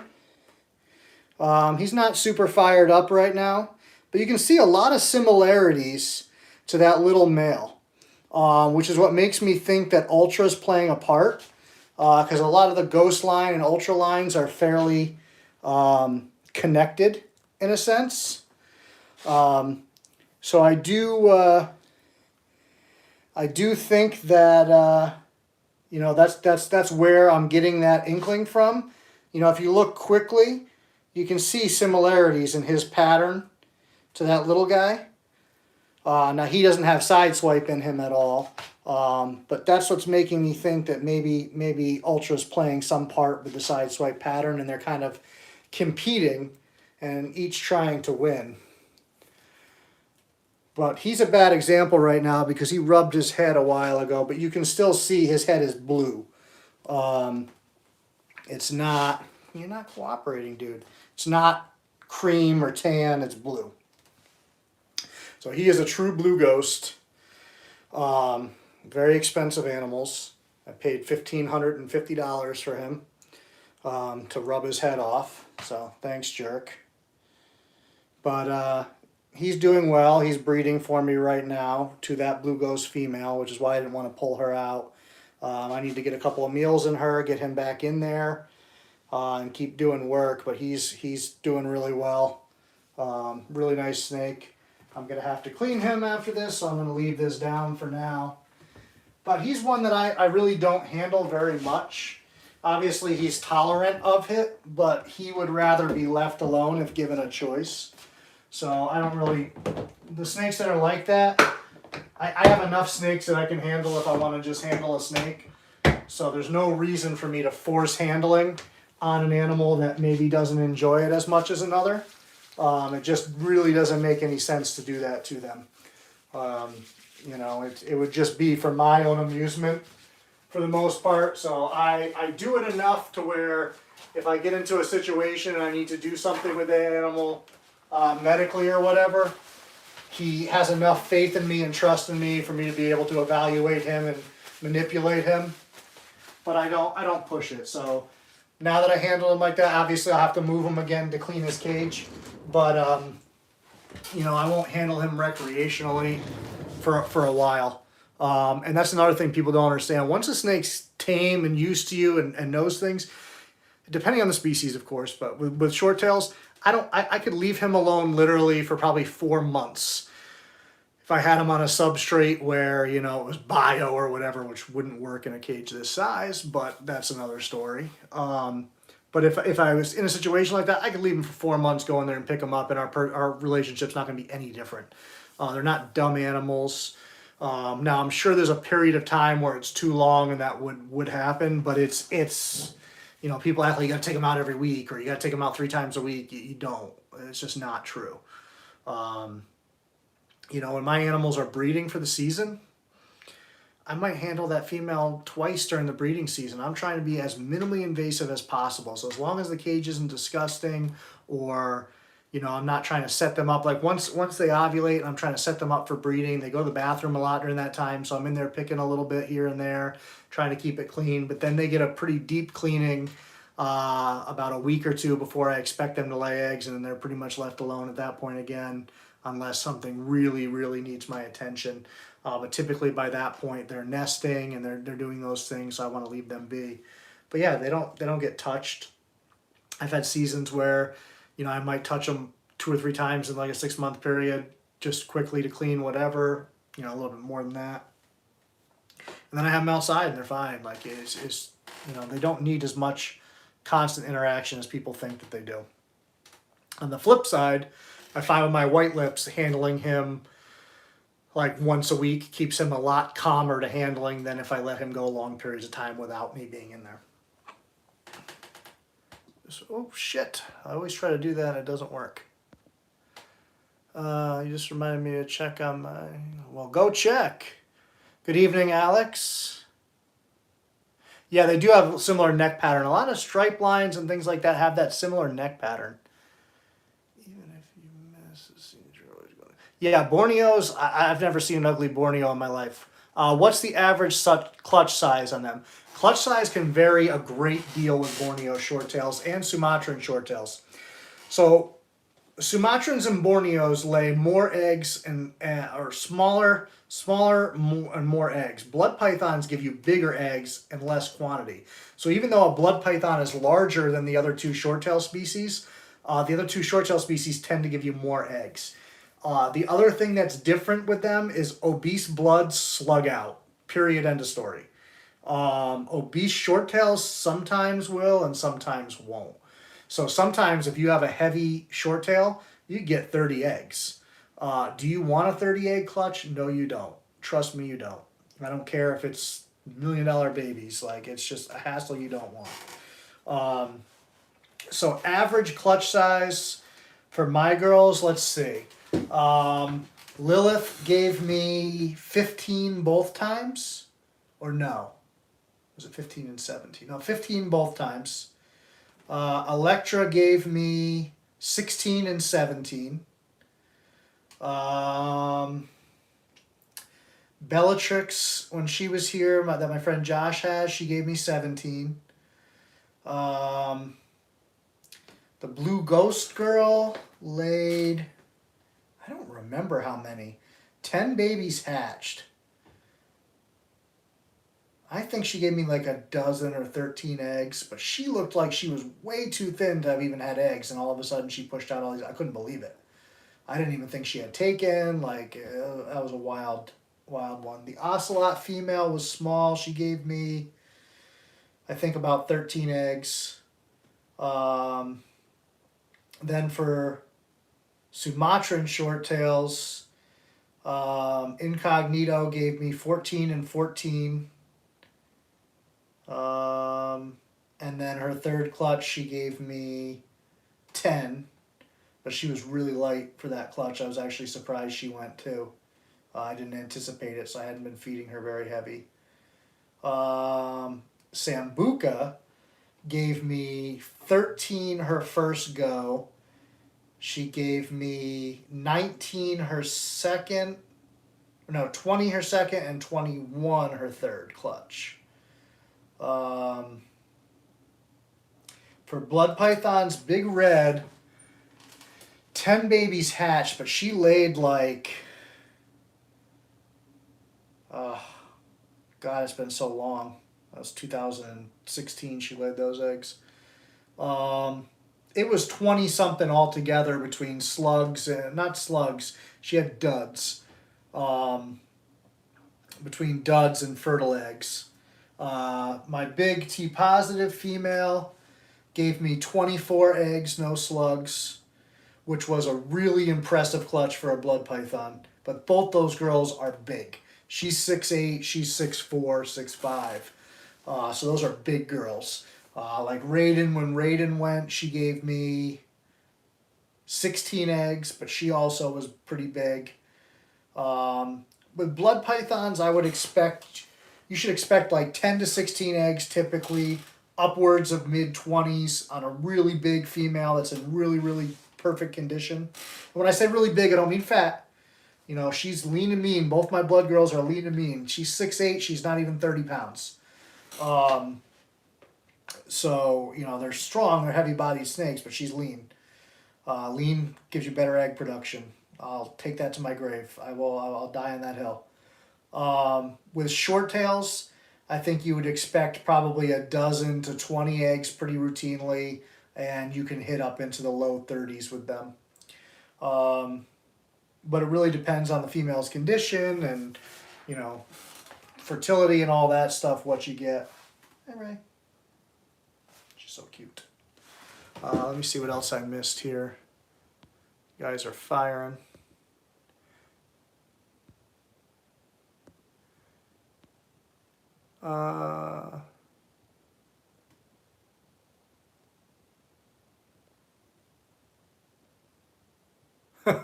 Just promoting the channel, I'll take that. What do I know about fade Borneos? Cannot find any information. I don't know a lot about fade. So latte fade was a thing. And latte, I think, I feel like Keith Brady might be the person that was really associated with those, which I don't even know if he's still doing much. I haven't seen his name come up very much at all.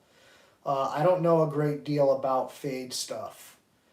Lilith actually looks like some of the fade animals I've seen people mention. Which she didn't as a baby. She's progressed a little bit more that way. And I don't really know her background. I bought her from Stephanie Laumeyer, but I don't know her parents or anything. Lilith, when I got back into keeping after a couple of years where I really wasn't, I was just doing rescue. Lilith, Dio, and Pandora were a trio of Borneo shorttails that I bought. That was the first trio I bought. Then I got Hera, my African rock, a couple of months after I got them. I want to say I purchased them in like November, and then I got Hera in like March or April or something of the following year. So I wasn't as concerned with lineage at that time and all that stuff. And then Stephanie got out of the short tails. She's just doing retics as far as I know. I haven't really talked to her much lately at all. So I don't know what she's doing project-wise, but last I knew she was focused on retics, and had been producing some nice retics for a while. So I don't even know what her parents look like. I don't know what's in that line. It would probably answer a lot of my questions that I'm chasing now because I don't know. But I do know that she throws absolutely amazing babies. Like Dylan always trashes Borneos all the time, but he has babies from her because that's how nice her babies are. He actually bought 3 from me from that clutch. So when do you think pied bloods will be more commonly seen? That I don't know. I don't pay attention to that project. I don't particularly like the look of pied bloods. I really, it's funny, I'm not a ball python guy, but pied ball pythons might be one of the nicest pieds. Balls, retics, and berms all look pretty nice, with berms probably being third. Dylan will hate that, but pied retics are screaming looking. They're just assholes. I shouldn't say they're assholes. They're just reactive animals. They're very nervous. But pied ball pythons are really nice looking animals. If they had a little bit of personality, I'd probably have one, but I just don't enjoy working with them. I keep telling myself I'd like to get like a small group of ball pythons just to play with, just to have something different, but I just don't enjoy them enough. I like tri-stripe a lot in ball pythons, so I think if I did get into anything, I would get into that. But yeah, I just don't think anything. I haven't even seen a pied boa. I'm going to have to look that up. I don't follow a lot of boa projects since I'm not really a boa guy. When am I moving? When I hit the lottery that I don't play. I don't have the money to move. I don't have anywhere to go. So I don't see it happening anytime soon. Just watching Jason move from Mass to Connecticut and the headaches that he had and everything definitely makes me really, really want to plan when I do it,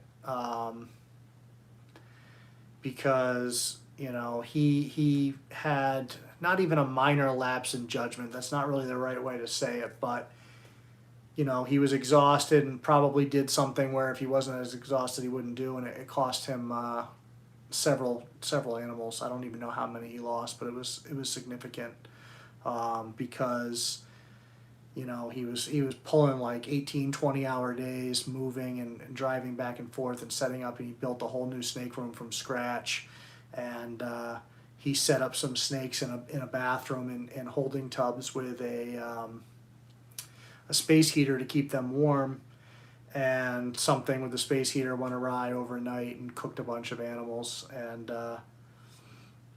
it happens. And I know Jason, I've been to his house. He takes stellar care of his animals. He's on top of everything. He's not cheaping out on equipment. He's paying attention. He keeps things clean. He keeps them well. But when you get to that point of exhaustion and things, it's sometimes you make decisions that make sense at the time, and looking back, I'm sure he wishes that he had you know, stayed up and not gone to sleep for a couple of hours and just worked through. So I feel really bad for him. Yeah, I think he did lose most of his Peruvian stuff, which really, really sucks because he had some really nice Peruvian stuff. I, I, I always feel bad because like I want to know, but I know how much it sucks to lose animals, and like you don't want everybody asking you and talking about it. But I'm hoping he didn't lose his really big Peruvian girl because she was massive.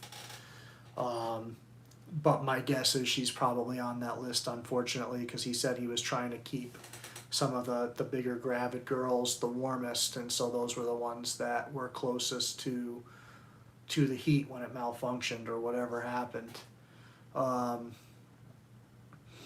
You know, and it happens. Even with thermostats, I mean, thermostats are great, but they have limitations on what they can do. They can't cool a room down. And so in that case, I think what the problem was they had a bunch of doors open and stuff when they were moving stuff in and out. And so the heat in the house was kicked onto overdrive and ran for so long to try to catch back up to wherever the thermostat for the house was, that the heat in the snake room and then that additional heat heating up in that small closed off space, I think just kind of overwhelmed everything. So I think that's what I remember him saying happened. And I know, like, I live in a house that has one zone. So even though my snake rooms are heated ambiently, the heat for the house still heats into this room because I can't stop it. I have one zone for my whole house. So my living room controls everything. And for the longest time, I wanted to make my living room a snake room and then make one of these snake rooms my living room. My living room's huge. But if I did that, then my kitchen would never have heat because it would never ever kick on because the snake room would be heated more than I'm going to turn the heat on in the house. So I'm not able to do that. And because I rent, I can't just go and move the thermostat and do all those kinds of things that I would do if I owned the house. Or if I owned the house, I would just make multiple zones because it's stupid to have your whole house one zone. It makes no sense. You know, but it's something that back in whatever year this house was wired made sense because that's how they did things. So even though they came and replaced the boiler in 2009 or 2010, I think 2010 they replaced it. They never changed it. Yeah, I have snakes in 3 rooms. My living room and the 2 downstairs bedrooms, which are both converted to snake rooms.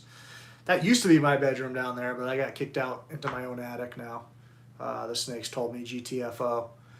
So that's where I'm at now. But these are small rooms. They're not very big. I think these rooms are like 10 by 11 or 10 by 12. So they're not huge. It's a small house. My house is under 1,000 square feet. So there's that's why I have stuff everywhere. But you know, you do what you have to do for the animals. So I have to sleep in my attic, and the attic isn't heated. So winter it gets cold, summer it gets hot. The insulation's only done on part of it up there. So sometimes I'll just crash in the living room. I have a pull-out couch, or I'll just sleep on the couch, whatever. The luxuries of being a single man, I can sleep wherever I want in my own house. Nobody can tell me anything. So the dog and I park it in the living room quite often. Connecticut has very strict reptile laws.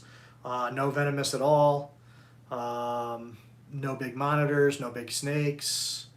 Well, I shouldn't say no big snakes, but almost all big snakes are not allowed. And there is a laundry list of animals you can't have. Technically speaking, last I checked, Muscovy ducks you can't have here. A bunch of people do, but you can't. There's a lot of animals that are very strange on the list of things you can't have. They went after, Burmese pythons are a weird one. So berms are on there, then they're not on there, they're on there, then they're not on there, and I don't know. At one point they had them on there, but they used the wrong scientific name, so they were like not allowing a weird subspecies that we don't even have here because they're just uneducated, which sadly that's the people that make these laws know nothing about these animals. So it's very, very, very irritating. You know, did you ever get those stickers yet? That's really pissing me off because I mailed those out weeks ago. And last I knew they didn't make it to you. So let me know if you got those yet or not. If you haven't, I have new stickers coming in this week or next week. So I'll just send you out some of the new ones so you can get a little bit different design. Because I think you have some of the original ones anyways from when you got your snake, if I'm not mistaken. I think I sent you one. Yeah, well, it's not even just the politicians. It's also the DEEP. Like, they have no idea about exotics. They don't know the first thing. So they're making laws telling you can't have something that they don't understand. And that doesn't make sense. And the reason they don't want you to have it is because they don't understand it. So they don't know how to do it. So they're just like, well, it's a lot easier if we just tell you you can't have it, and then we don't have to deal with it. Like the Burmese thing. They did an amnesty day telling people they couldn't have Burms and to bring them into amnesty so that they could euthanize them. And then technically they're not on the list of things you can't have. So this state's been very shitty. They've done a lot of shitty things. One of the ironic things, we had that chimpanzee Travis, which is really what triggered laws here to change big time. To those of you that never saw that, that's a chimp that like nearly killed that woman. But the crazy thing is, before that, Travis had an incident. So Travis used to ride around the back seat of these people's car with them. And so he'd be riding around, they'd leave the windows open a little bit, he was basically like a person in their life. He was like their child. So he lived in their house, he, wore little chimpanzee clothes, whatever, like went for car rides, sat in the back seat, had a seatbelt on, the whole nine. And apparently, by all accounts, he was an absolutely incredible animal for a long time for them. But animals are animals, and when push comes to shove, sometimes those instincts will take over. And so they were riding in the car, and some guy decided to be a dick and threw something at Travis and hit him in the head through the window. So he got welcome Elizabeth. I am live. This is me. So they threw this object, hit Travis in the head. Travis took off his seatbelt, opened the car door, took off after the man. Being intelligent like chimpanzees are, he knew exactly who did it, and he went right after him. So my understanding is he didn't catch the person, but it took a bunch of police, all these people to get Travis because he wanted to kill this dude that hurt him. And rightfully so, realistically. That's not the way it works, unfortunately, for animals. It just works that, he's attacking a human. It doesn't matter that he's justified to do it. No different than somebody breaks in your house, your dog bites them. A lot of times your dog ends up put to sleep, especially if it's happened more than once. Or you have a friend over and your friend does something stupid and punches your dog and the dog bites them and they sue you. Same idea. It doesn't matter. The animals don't get the benefit of the doubt, despite the fact that they often deserve it more so than we do. So anyhow, they passed a law at that time banning these primates and all this stuff, but the ironic and stupid part of the law is they made the law because of Travis, but they grandfathered Travis into the people. So the whole reason they made the law was this particular animal, and they told nobody else you could have these animals, but you can keep this particular animal. Then Travis goes off and almost kills a woman later on.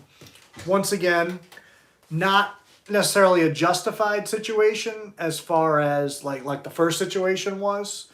The second situation, though, Travis is, was a husband and wife that owned him. I believe the husband passed away. The wife was very, very depressed. Travis was very depressed because of losing, one of his owners, one of his family members. And, being primates and stuff, they do go through similar, types of grief that we do. So his care was not where it was. Her mind was other places. He was very on edge.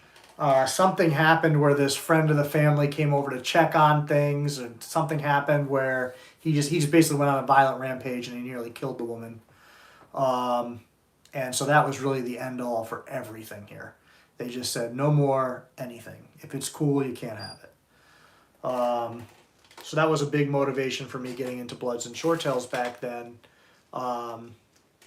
Was knowing that they're way down the list of things that they're going to potentially come after.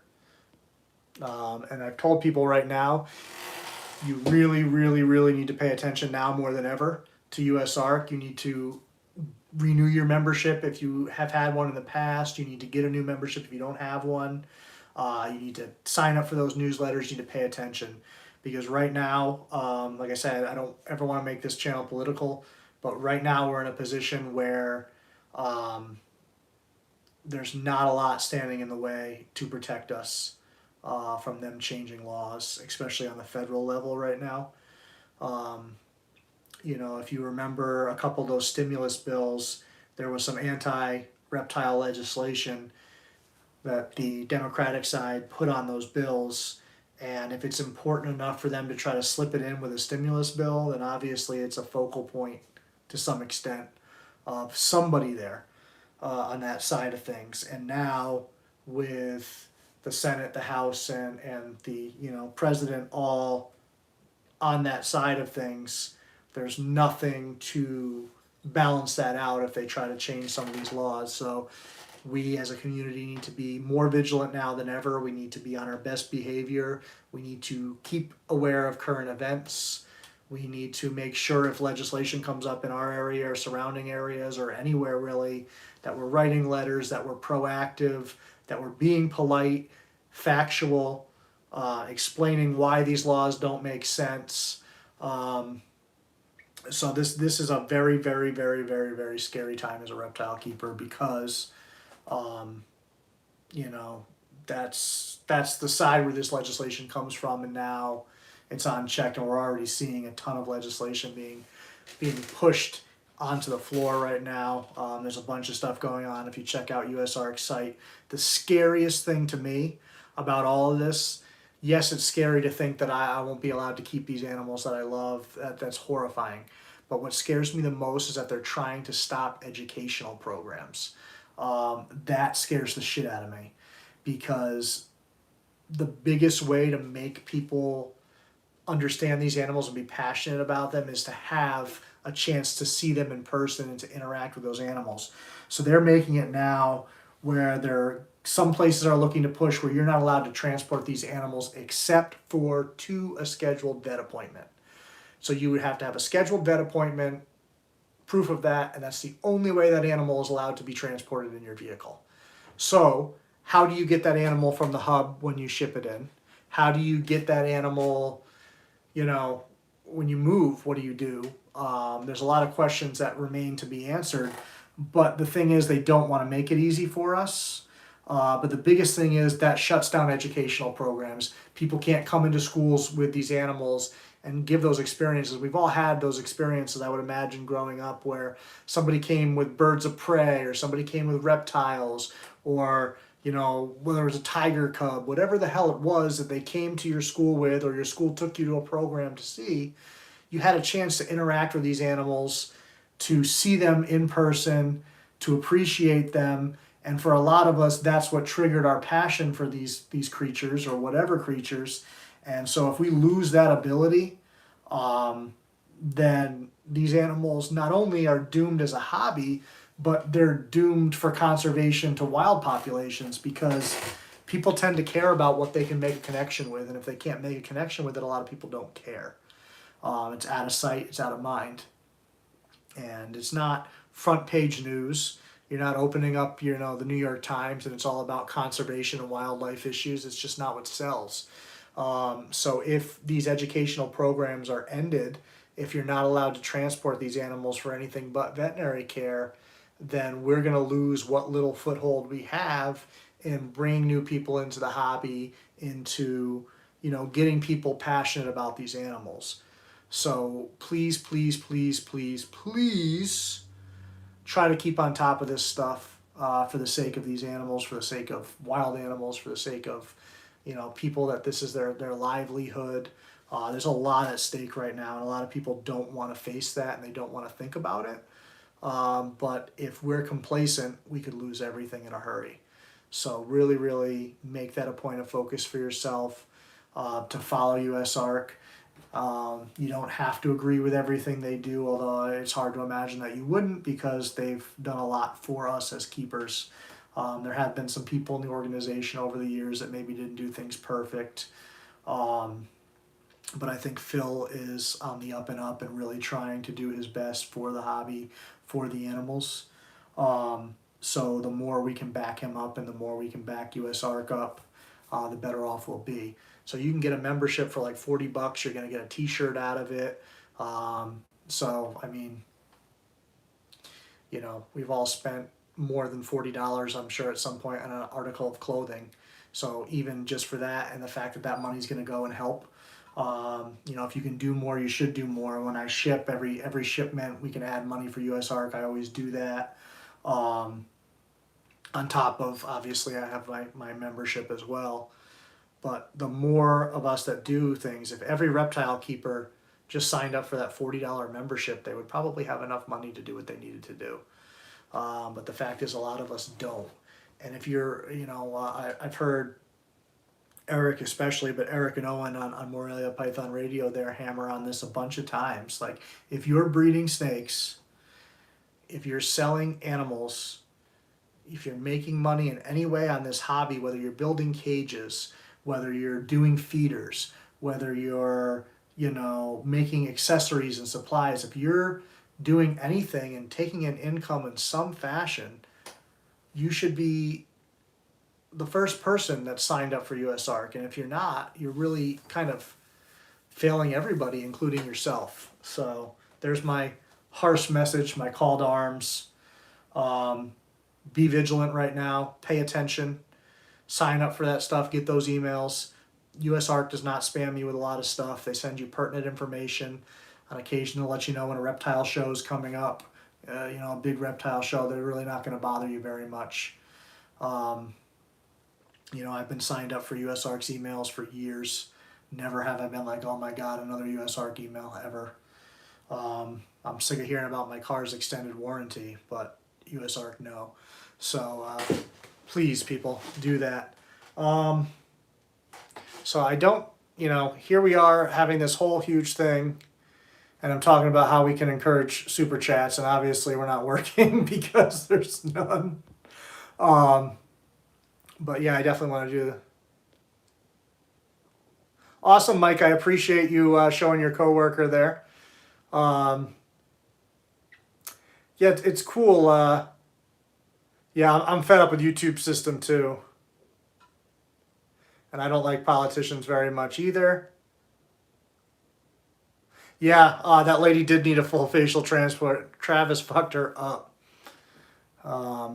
Educational programs in a school and Old Animal Planet were the reason I got into reptiles as a kid. Animal Planet has turned into I shouldn't be alive.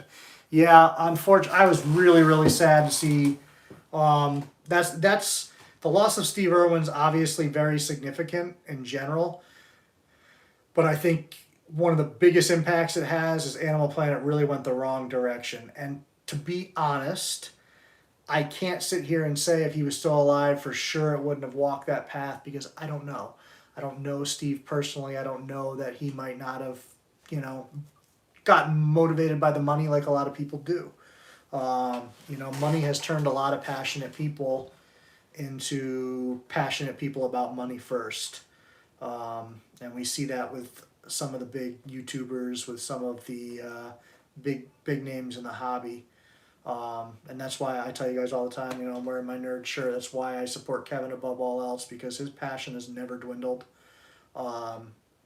There's not a moment I have ever spoken to him, seen him, been around him, where he just wasn't oozing passion for these animals, even when he's frustrated. And I cannot imagine the stress that man goes through with the facility that he has. You know, I've seen enough of the stress that I just can't fathom. You know, he lives on site. It's 24/7. It's always stress. There's no time for him to relax and decompress. He's always stressing and always whatever. But his passion has never dwindled. He's out field herping.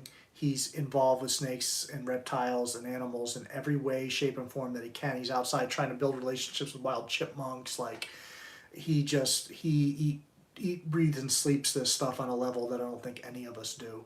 I love these animals, but I am not him at all.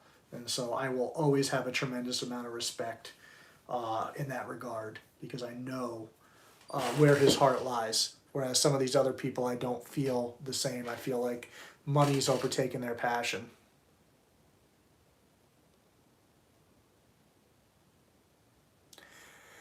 Yeah, Mike, I would like to think that he would have retired from TV and focused on the zoo too. And he said he would do things like that. Um, but it's hard to know when somebody's offering you millions of dollars to do something, and you have kids, and you want to have, make sure your kids are all set and that your wife is all set and all these things. I don't know. If I was put in that position, would things change with me? I can't say. I would love to say no, and that in my heart I feel that it's no, but nobody's ever offered me that where it was tangible. So I don't know. Um, I mean, I've seen it happen to better people than me, so I can't say that it's impossible. And everybody tells you that I would never sell out, or nah, it's easy to say that when you've never had the opportunity to sell out.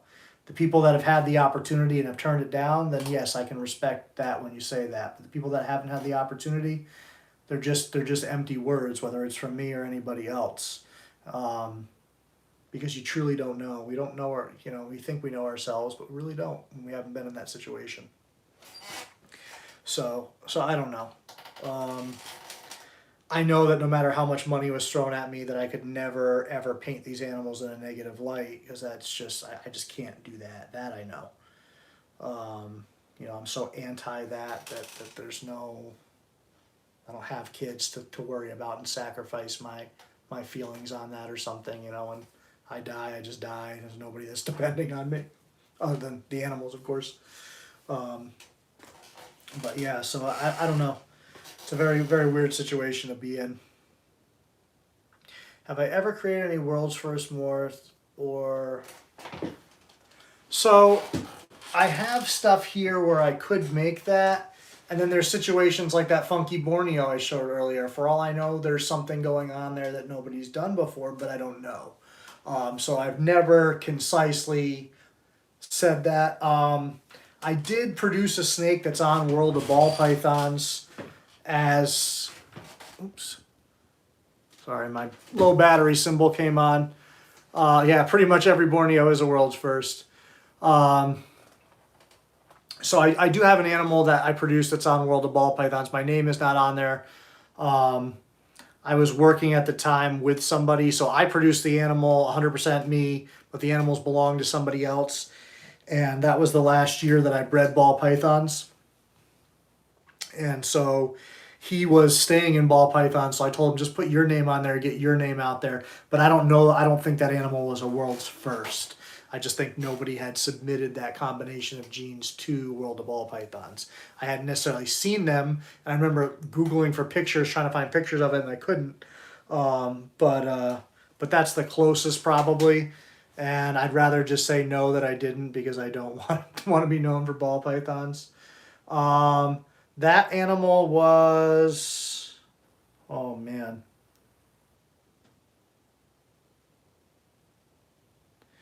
It was like a pastel butter woma or something. Not hidden gene woma, but regular woma. I think that's what it was, pastel butter woma, but don't quote me. But at that time I couldn't find any examples of it, because we were trying to verify that's what it was, but based on other babies in the clutch and what we could find, that was the only plausible thing at that time. And I don't really speak to him anymore, so I have no idea if he ever kept that animal, proved it out, or what. I don't even remember, to be honest, if it was male or female. I want to say female, but I'm not certain. Woma was one of those traits that I liked in ball pythons, though. I didn't like the head wobble and stuff like that, unfortunately. It's always cool shit that has to have stuff like that go on. But it was a cool gene otherwise. But yeah, I didn't want to be known for that, so I just let that one slide.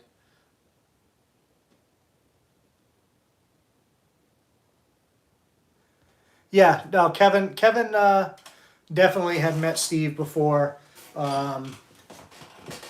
And not even just because I saw that, Kara had told me that before, because Kara, I believe, was up there at that time. I believe Kara met him as well, if memory serves, which my memory is terrible, but I'm pretty sure.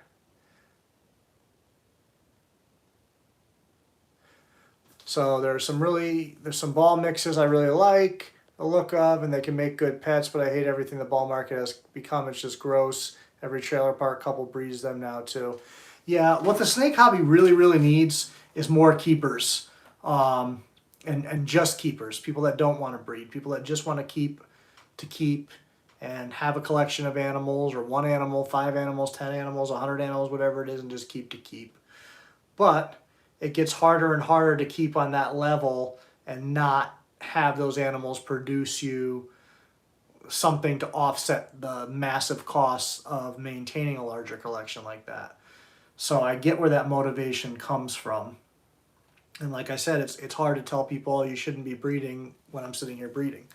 So it's always a difficult conversation to have with people, because it comes off very hypocritical, and understandably so. But I think a lot of people that get into breeding don't have the right passion. They're not getting into it for the right reasons. You see a lot of people that all of a sudden have posters and business cards, and they've never produced any snakes, and then flash in a pan and they're gone, and they're not even in the hobby anymore. And that happens every year a lot. Like I've been keeping since like 2003. I've been breeding since, well, the first time I actually paired up snakes and bred snakes was in like 2006, 2007. But then I didn't mess around with breeding again until like 2012. So now it's like 9 years ago. And I just made my first t-shirt. Like, like I don't understand these people that come in with all this merchandise and you don't have a product. I get, to a certain extent, every business or every venture is selling yourself, but you got to have a product or a service. And you see these people have like Patreons and are charging people money, teaching them how to breed, but they haven't done it themselves. And it's like, well, how are you teaching something? And even if you have done it yourself a time or two, like there's so much to learn. Like I'm still learning stuff every day. I still talk to Kara regularly and pick her brain on stuff. I'm learning stuff from Lori's channel. I'm learning stuff from all over. And I think good reptile people, or good animal people in general, understand that you're always learning. If you went up and you talk to Kevin, he'll tell you that he's still learning stuff too, because he understands that's a part of it, that every day that you work with these animals is an opportunity to learn something new, to see a behavior maybe you haven't seen before, or to maybe confirm something you have seen before but were on the fence about. Establishing patterns. The longer you do something and the more you see, the more you're able to deduce and kind of put stuff together and get yourself a data cluster to have a better idea of what's going on. And so that's one of the things that I love about the internet and the hobby, is that we're all able to get together like this and share information. But it's also made people just want that information immediately without putting in any effort for it. And that drives me crazy. Sam, cracking me up, man. It's not a big deal, dude. Don't stress about it. Ball python breeding is really about the stickers. Yeah, I think it is. Let's not poke at people living in trailers. Times are hard and some people don't have many choices in their drawing. I know it's a stereotype, and it's how they go. Yeah, I mean, listen, there's some really nice trailers out there. But yeah, I think that's just kind of, giving somebody an idea. But also, hard times or not, like if it does get to a point where if you're on that hard of a time, you probably shouldn't be going out there and buying more and more animals, because you're not thinking of the animal's best interest first at that point. You're thinking of yourself completely. If you're in a situation that's not ideal.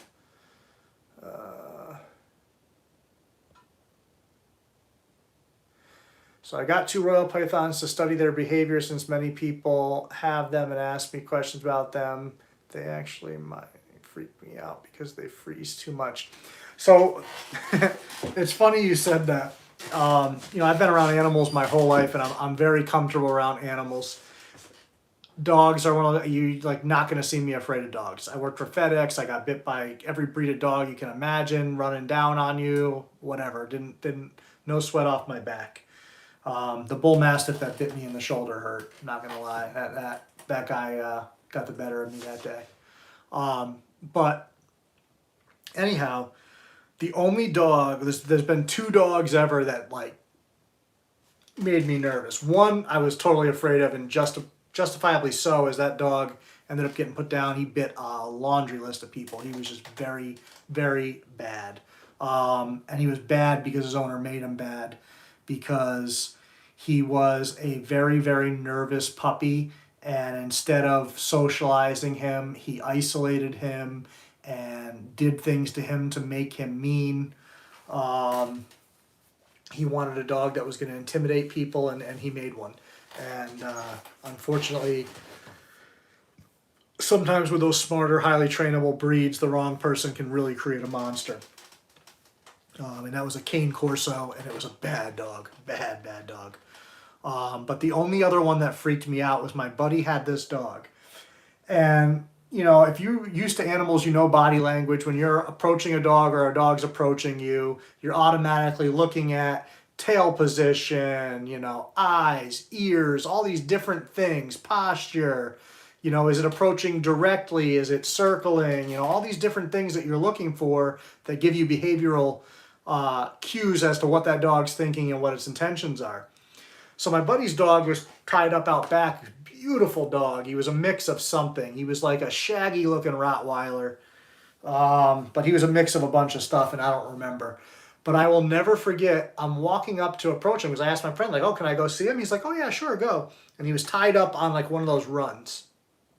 And as I was walking up, he just froze. And I looked into his eyes as I was approaching him, and his eyes were just blank. There was nothing. There was no body language. There was nothing. He was just like, it was like, I'm trying to think of a movie where like something happens and somebody just like cuts the power to like a robot, and it's just lifeless all of a sudden, or whatever it is. And I got to the point where I was getting close to the dog, and I was like, well, I have a decision to make, because if I hesitate too much and the dog's nervous, then I'm going to tell him that he's being nervous for a reason, and he's going to take me as a threat. Or I'm just going to keep approaching confidently and trust that my friend knows his animal and that the animal's okay. So I decided, you know what? I'm going to just keep approaching. I'm approaching. If I back up now or stop, I'm going to send the wrong message. Walked over. I put my hand out to pet him, and he just broke from being frozen. He was just jumping around, all happy to see me. But it was the fucking sketchiest thing I've ever seen. I've never looked into an animal's eyes and they were just blank. It was like there was nothing there. It was like he was gone. It was like out of the body experience. That dog was no longer that dog. But he broke from it, and he was a great dog. But I'll never forget that I was like shitting my pants. I'm like, this motherfucker's going to grab me and drag me down this ditch, and I'm going to be all done. But yeah, if a dog's barking at me like menacingly, I'm more comfortable with that than I am with nothing. Because at least I know now that there's a problem, and I can make counter maneuvers. But when there's nothing to work with, like you're just sitting there like, I don't know what I should do because I'm getting nothing, you know? My co-star over here is giving me nothing. And that scares me much more. Just like fear-biting dogs scare me much more than aggressive dogs. It's a lot easier to fix an aggressive dog than it is to fix a fearful dog. Because unfortunately with fearful dogs, even after you go through a great amount of training, that default can always come back if stress gets too much, something happens. So you always have to deal with a fearful dog differently than an aggressive dog. And sometimes a fearful dog can appear aggressive if you don't know behavior and what you're doing, because their mindset is, I'm afraid, so I need to go over the top and be tougher and be the aggressor and not wait for this guy to come after me. I'm going to go after him first. So sometimes a dog looks aggressive, but it's fearful, and it's just channeling that fear in that manner. And snakes can do things like that too. They do it differently because the social structure is different, and their warning signs and their escalation might be different, but it's the same basic thing. You know, they're still processing information and deciding what's a threat, what's nothing, what's food. Every creature, including ourselves, do that. And it's so funny because we live in a society where people are, you know, you shouldn't judge, you shouldn't judge, you shouldn't judge, but judgment is exactly what keeps us safe. So you do make those snap judgments. Now, when it comes to how somebody's dressed or all these things, like, you shouldn't treat that person differently, but you should be going through these motions of, okay, you know, this person makes me feel a certain kind of way, maybe my guard should be up a little more or not, to keep yourself safe. And that's a perfectly natural thing that's built into us for survival. So, you know, people say, oh, I don't judge. Well, you judge to some level, because if you don't, you probably wouldn't be here. Because, you know, you would have said the wrong thing to the wrong person and got stomped out in the schoolyard. Let's see, my Cresty always has a blank look, but I'm pretty sure that's because there isn't a whole lot going on. Yeah, crested geckos, I think, kind of always have a blank look. Dylan's very to kill me the first dozen times it went over, but now she listens to me. Really? I love her. She loves me, man. She's loved me from the moment she met me. Both of his dogs, actually. I guess his little dog really is not as fond of most people, but he climbs under the blankets with me when I stay over. He sits in my lap in the chair. Both of them do. She gets up in my lap too. She is not a classy lady. She farts like a Clydesdale. She freaking throws that head around. She'll smash you in the face if you're not careful, but I adore her. I would steal her in a heartbeat. But yeah, I've heard, you know, he always tells me that she's not great with a lot of people.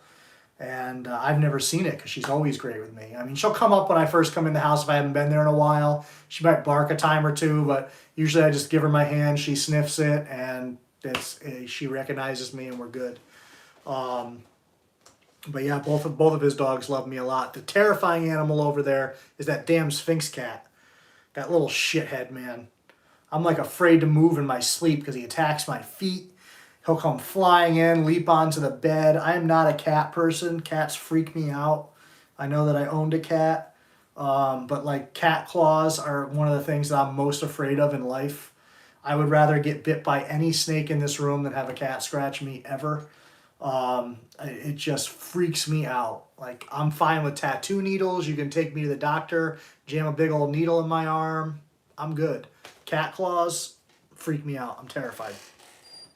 Like, when cats get in your lap and they need, like, that literally sends me into like fucking anxiety overdrive, and I want to just throw the thing because I'm like so terrified. Yeah, cat scratch fever is a real thing. And a lot of cat bites get infected. Quite a large portion, in fact. I had a friend of mine get really sick. A cat got hit by a car, and she was trying to help it, and it bit her, and she ended up hospitalized for a while. I know a couple of people that have been hospitalized for extended periods of time over cat bites. And it's so funny because so many people, like, you know, all the crazy cat ladies will defend them till the cows come home, but cats can really pose a lot of threat to you with that kind of stuff. I don't think I've ever had a snake bite get infected. This last time I got bit by that ocelot female, it bumped up. I actually still have bumps here. It's been almost a month. It's been 27 days since she bit me.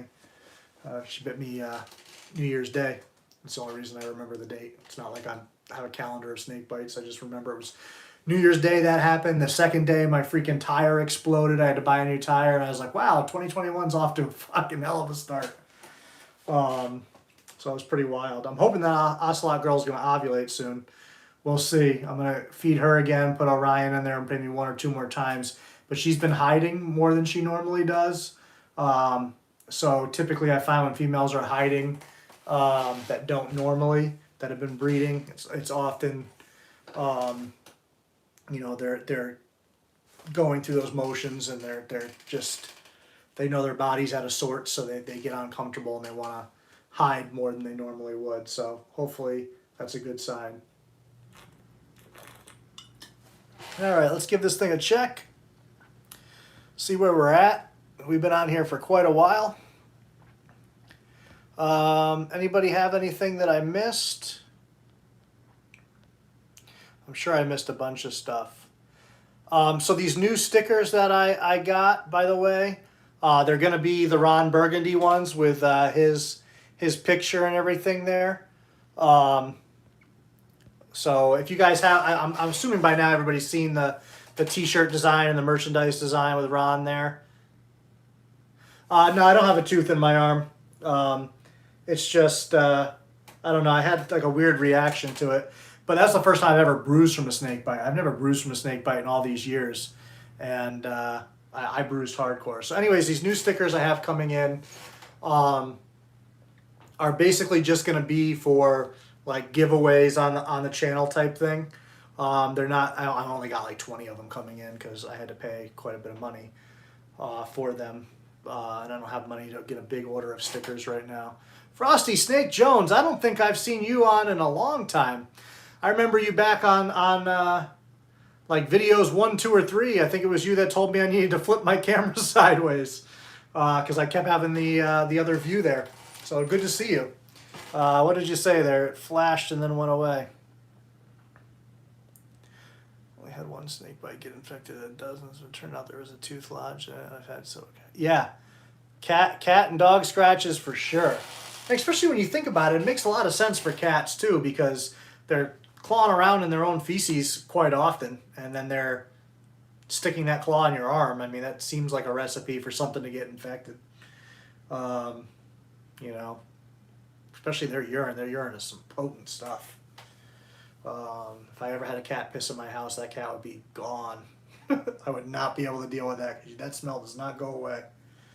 So anyways, those stickers are going to be for giveaways on here. I was thinking of maybe doing something like that. I also got some sets of coasters. I got one for myself, one to give away. Those were a little expensive to give away, but I'll give away one set of those. And then I'm thinking maybe eventually with the super chat thing, if I get like enough money in a I don't want to say episode or whatever, but in a video to where I can afford to give a shirt away, maybe I can do that because what I can do is order it from the website for you and just ship it to you. But I would have to get a significant amount of super chats because obviously we only get a percentage of super chats to begin with. And then I got to pay all that money and I just don't have it like that. So I want to give stuff away, but I have to have something coming in order to justify that right now because I just don't have money like that. You know, the last couple of years have been kind of tough in the financial department. So I'm trying to get caught up, but until I do, I really have to temper how much stuff I'm giving away because I can only afford so much. But I do want to give back, and I do want to be able to do that for you guys. You know, just as a thank you for the support and all that stuff. So definitely think of some ideas. Let me know things that I could do that would make it worth it to you, because ultimately it's your hard-earned stuff. So I want it to be worthwhile. Obviously, I have the membership area. Some of you guys are in there. We do different videos in there. They get some different posts that they see that you guys don't see in the community section that aren't members. So like the coaster thing, I'd probably give that away in there. That would justify it more, so I'll probably do it on that video. And I'm going to get together with my members at some point and talk to them. I'm thinking about maybe you can do a thing on here where, like this video, for instance, I could turn on members only chat so that all of you guys can watch this, but only members can chat. So I might, you know, as long as they're good with it, I'm going to talk with them. But maybe one time when we do a video in there, I'll, you know, do it members only chat so that people can get a preview of some of the stuff that goes on in there and see if it's worthwhile to them. But still allow the members the privilege of, you know, getting a little bit more personal attention and whatever else that package offers. And some of you guys that are members are coming up on free stickers and stuff. I know Justin already reached out to me with his information, but some of you other guys have not. So you guys have to do that. And if you're at that mark per the terms there. And if you are and we do it now, I'll try to give you one of the new stickers and one of the old ones so you can get both. So get in touch with me if you haven't yet and you've been a member for 3 months, because that entitles you to that, and we will get that stuff out. Other than that, anybody else have anything that you want to touch on before we get out of here? As we've been going at it for over 2 hours. Face bite's still bleeding, by the way. I gotta love. Yeah. I don't bleed too bad typically, depending on the bite. My olive females, both of them, I bled pretty bad because they did not let go for a long time, and they squeezed so much while biting and turning that it definitely gave me some mocks that I was not thrilled about. I'll do real quick if I can. Let me see if I can get him without her. This is going to be a little tough.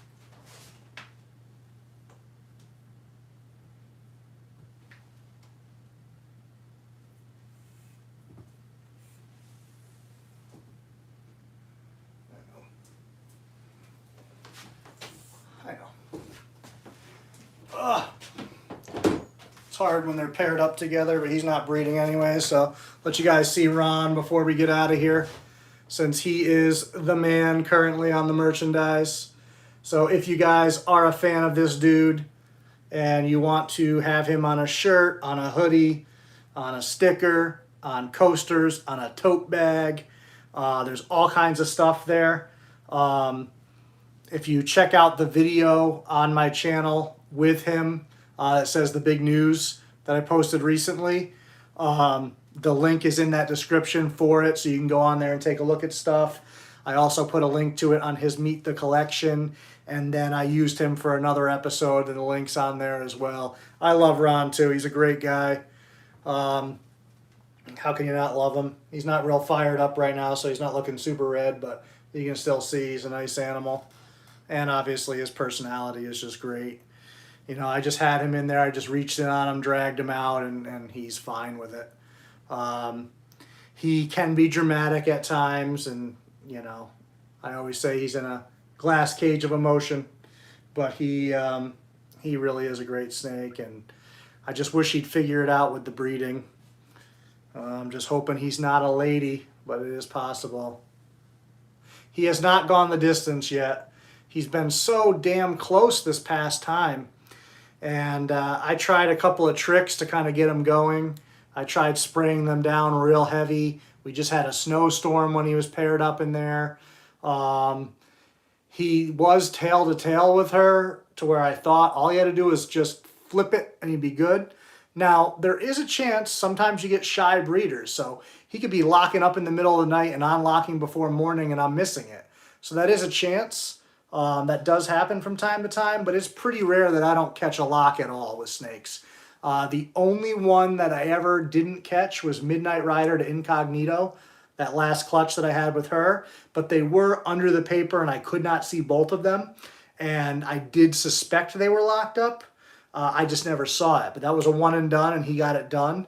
And when I went ocelot to ocelot, I did see the one lock, but one lock and she took. Bloods and shorttails are cool because typically if you see like 4 good locks, you can basically assume that, you know, she's all set, and then it's just a matter of getting her to choose to ovulate, for her to think that conditions are conducive to doing that. But yeah, it's not like some certain species like boas and stuff. A lot of people keep them together. The olive pythons, you keep them together. Bloods and shorttails, you don't have to do that. Because the females will retain that sperm, and when they think conditions are right, they'll go. So, you know, if you see some really, really good locks, like right now, that ocelot female and Orion, I've seen like 3 solid locks at least with them.